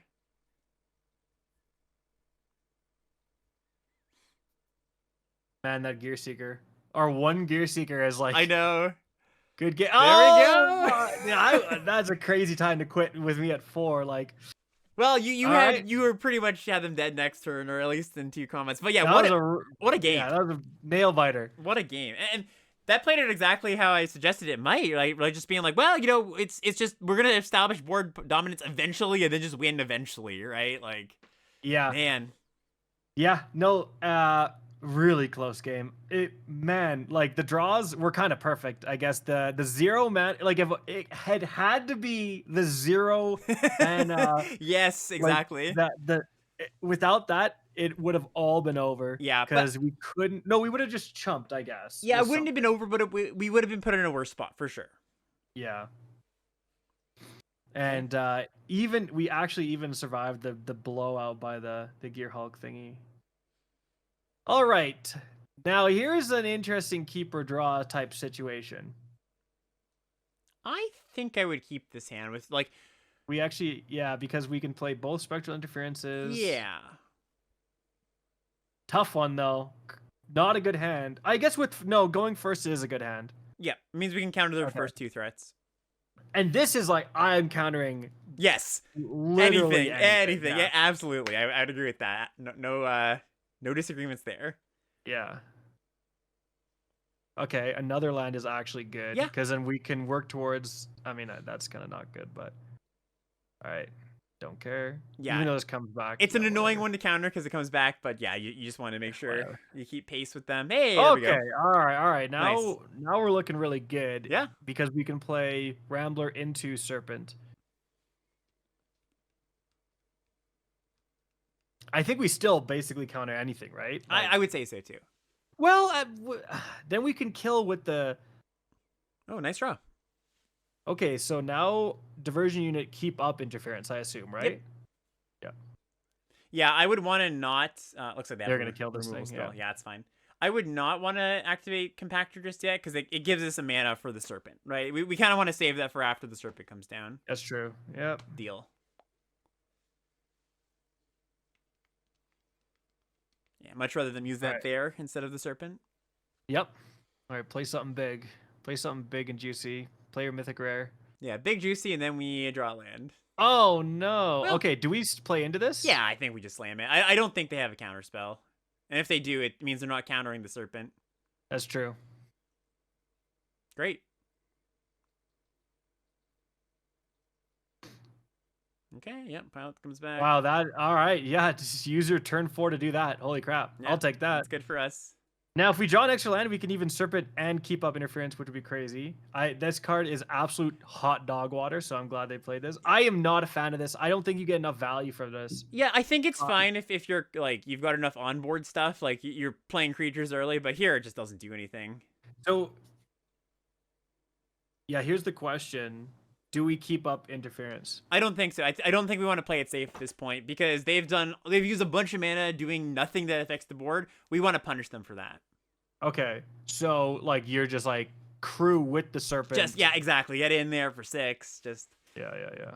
especially now that we've drawn another interaction spell, we can just really set them off tempo. Yep. Damn.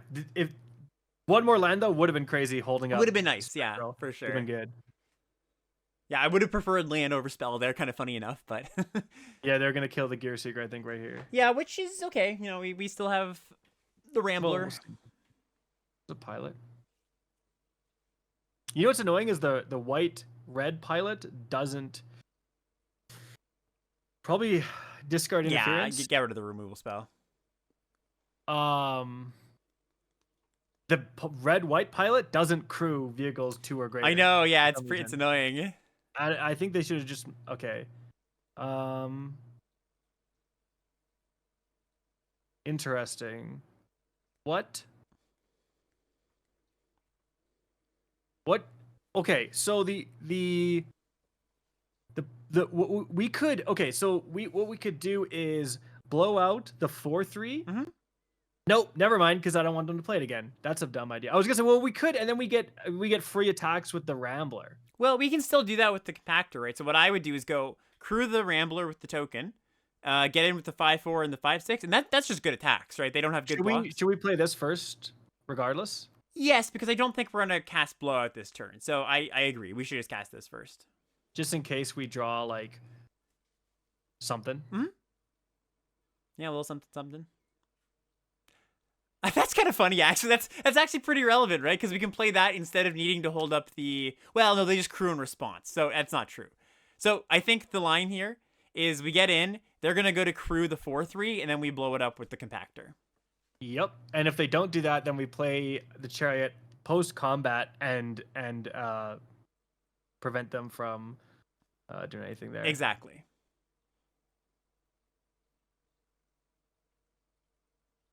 Yep, just... All right, see ya, bozo. Bye-bye. Yeah, now they're like... I guess they can do this, they can jump if they'd like, but that's fine. Yeah, exactly. Like, again, man, if this was a 4/2 or something, I just like 5 mana. Yes, it's 5 mana draw 2, but it's like the vehicle it leaves is like so irrelevant. The real killer is the crew 3, I think. That's such a big number, right? I Just know. Like, yeah. I've seen so many people. This is the first time I'm seeing this card played. I guess this is only my 3rd draft, but this is the first time I'm seeing it played where it's been crewed.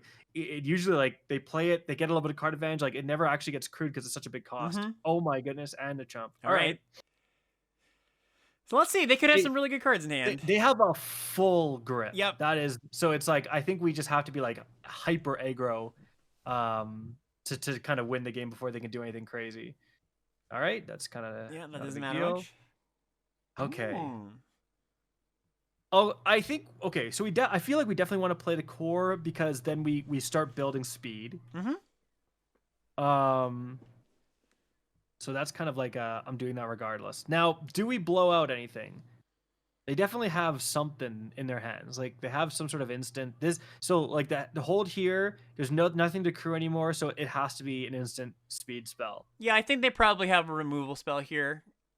Oh, counter spell. That's okay. Sure. It is what it is. So now I think we just bounce the 2/2 and just bash. Like that's pretty. You bounce the 2/2? Like I guess they're both 2/2s. The flyer. I think we bounced the flyer. Okay, yeah. I thought for some reason. Yeah, no. They're both 2/2s. I guess I should have specified. Yeah, right, and then oh, great, draw, good draw too. And then just slam. Damn, they're chumping, I guess already. Great. Eh? And we've got removal and one more. The only thing is, like, man, we have a lot of vehicles. If they kill the serpent, it could be tough. I guess thank God this comes with a Thopter and it's a crew one. Yeah, that's why it's so good, right? That's yeah. Well, we also have the Matrix that crews if we need to, right? That's true. So... Yeah, you're right. These have been like, honestly, we've activated these a decent amount. Yep. Yeah, they're a really good role player in this deck. Like, yeah, it's more relevant than I kind of thought it would be. To be honest. I was like, when the hell am I going to pay you to crew? Turns out all the time. Sometimes, yeah. Okay, this is good for us, though. Like, they're spending mana not affecting the board. That's always a good sign. True, exactly. And they have 5 mana left. Yes. Okay, quick. What's the biggest Oh bomb man, in black? There's a few. Actually, no, because they don't have 6 mana. They can't do that stupid vehicle that kills something. That's a 6 mana. that would be good. Yeah, they can't do that. It's 7 mana actually. With it's 7 mana with Okay. affinity. Okay. Yeah, there's no like blue or black thing like that would singularly really put us in a bad spot. All right. What's going on here? Okay. I feel like what I want to do here. Interesting. So there's definitely like, do we win? We have to play like they have some sort of interactive spell. I think So the only way go they ahead. serve. Yeah, sorry, I was gonna say is I think I would definitely assume that too. They have to have two things though, so maybe they have like removal spell plus the heavy, the -3, -0 cycler. So the question is like, do we crew the 5? Do we make the Rambler alive with the Matrix and then we get in with the extra 1/1, or do we crew and then what we can do is we can keep up Scrap Compactor? I think I would play Buccaneer and crew the vehicle and attack with everything. Because Compactor doesn't, it's not going to be very relevant here. They don't have, there's no flash creatures. I mean, there's like one, but it's a rare and it's a clone. So I think this is just the best line that puts them with not really that many outs surviving.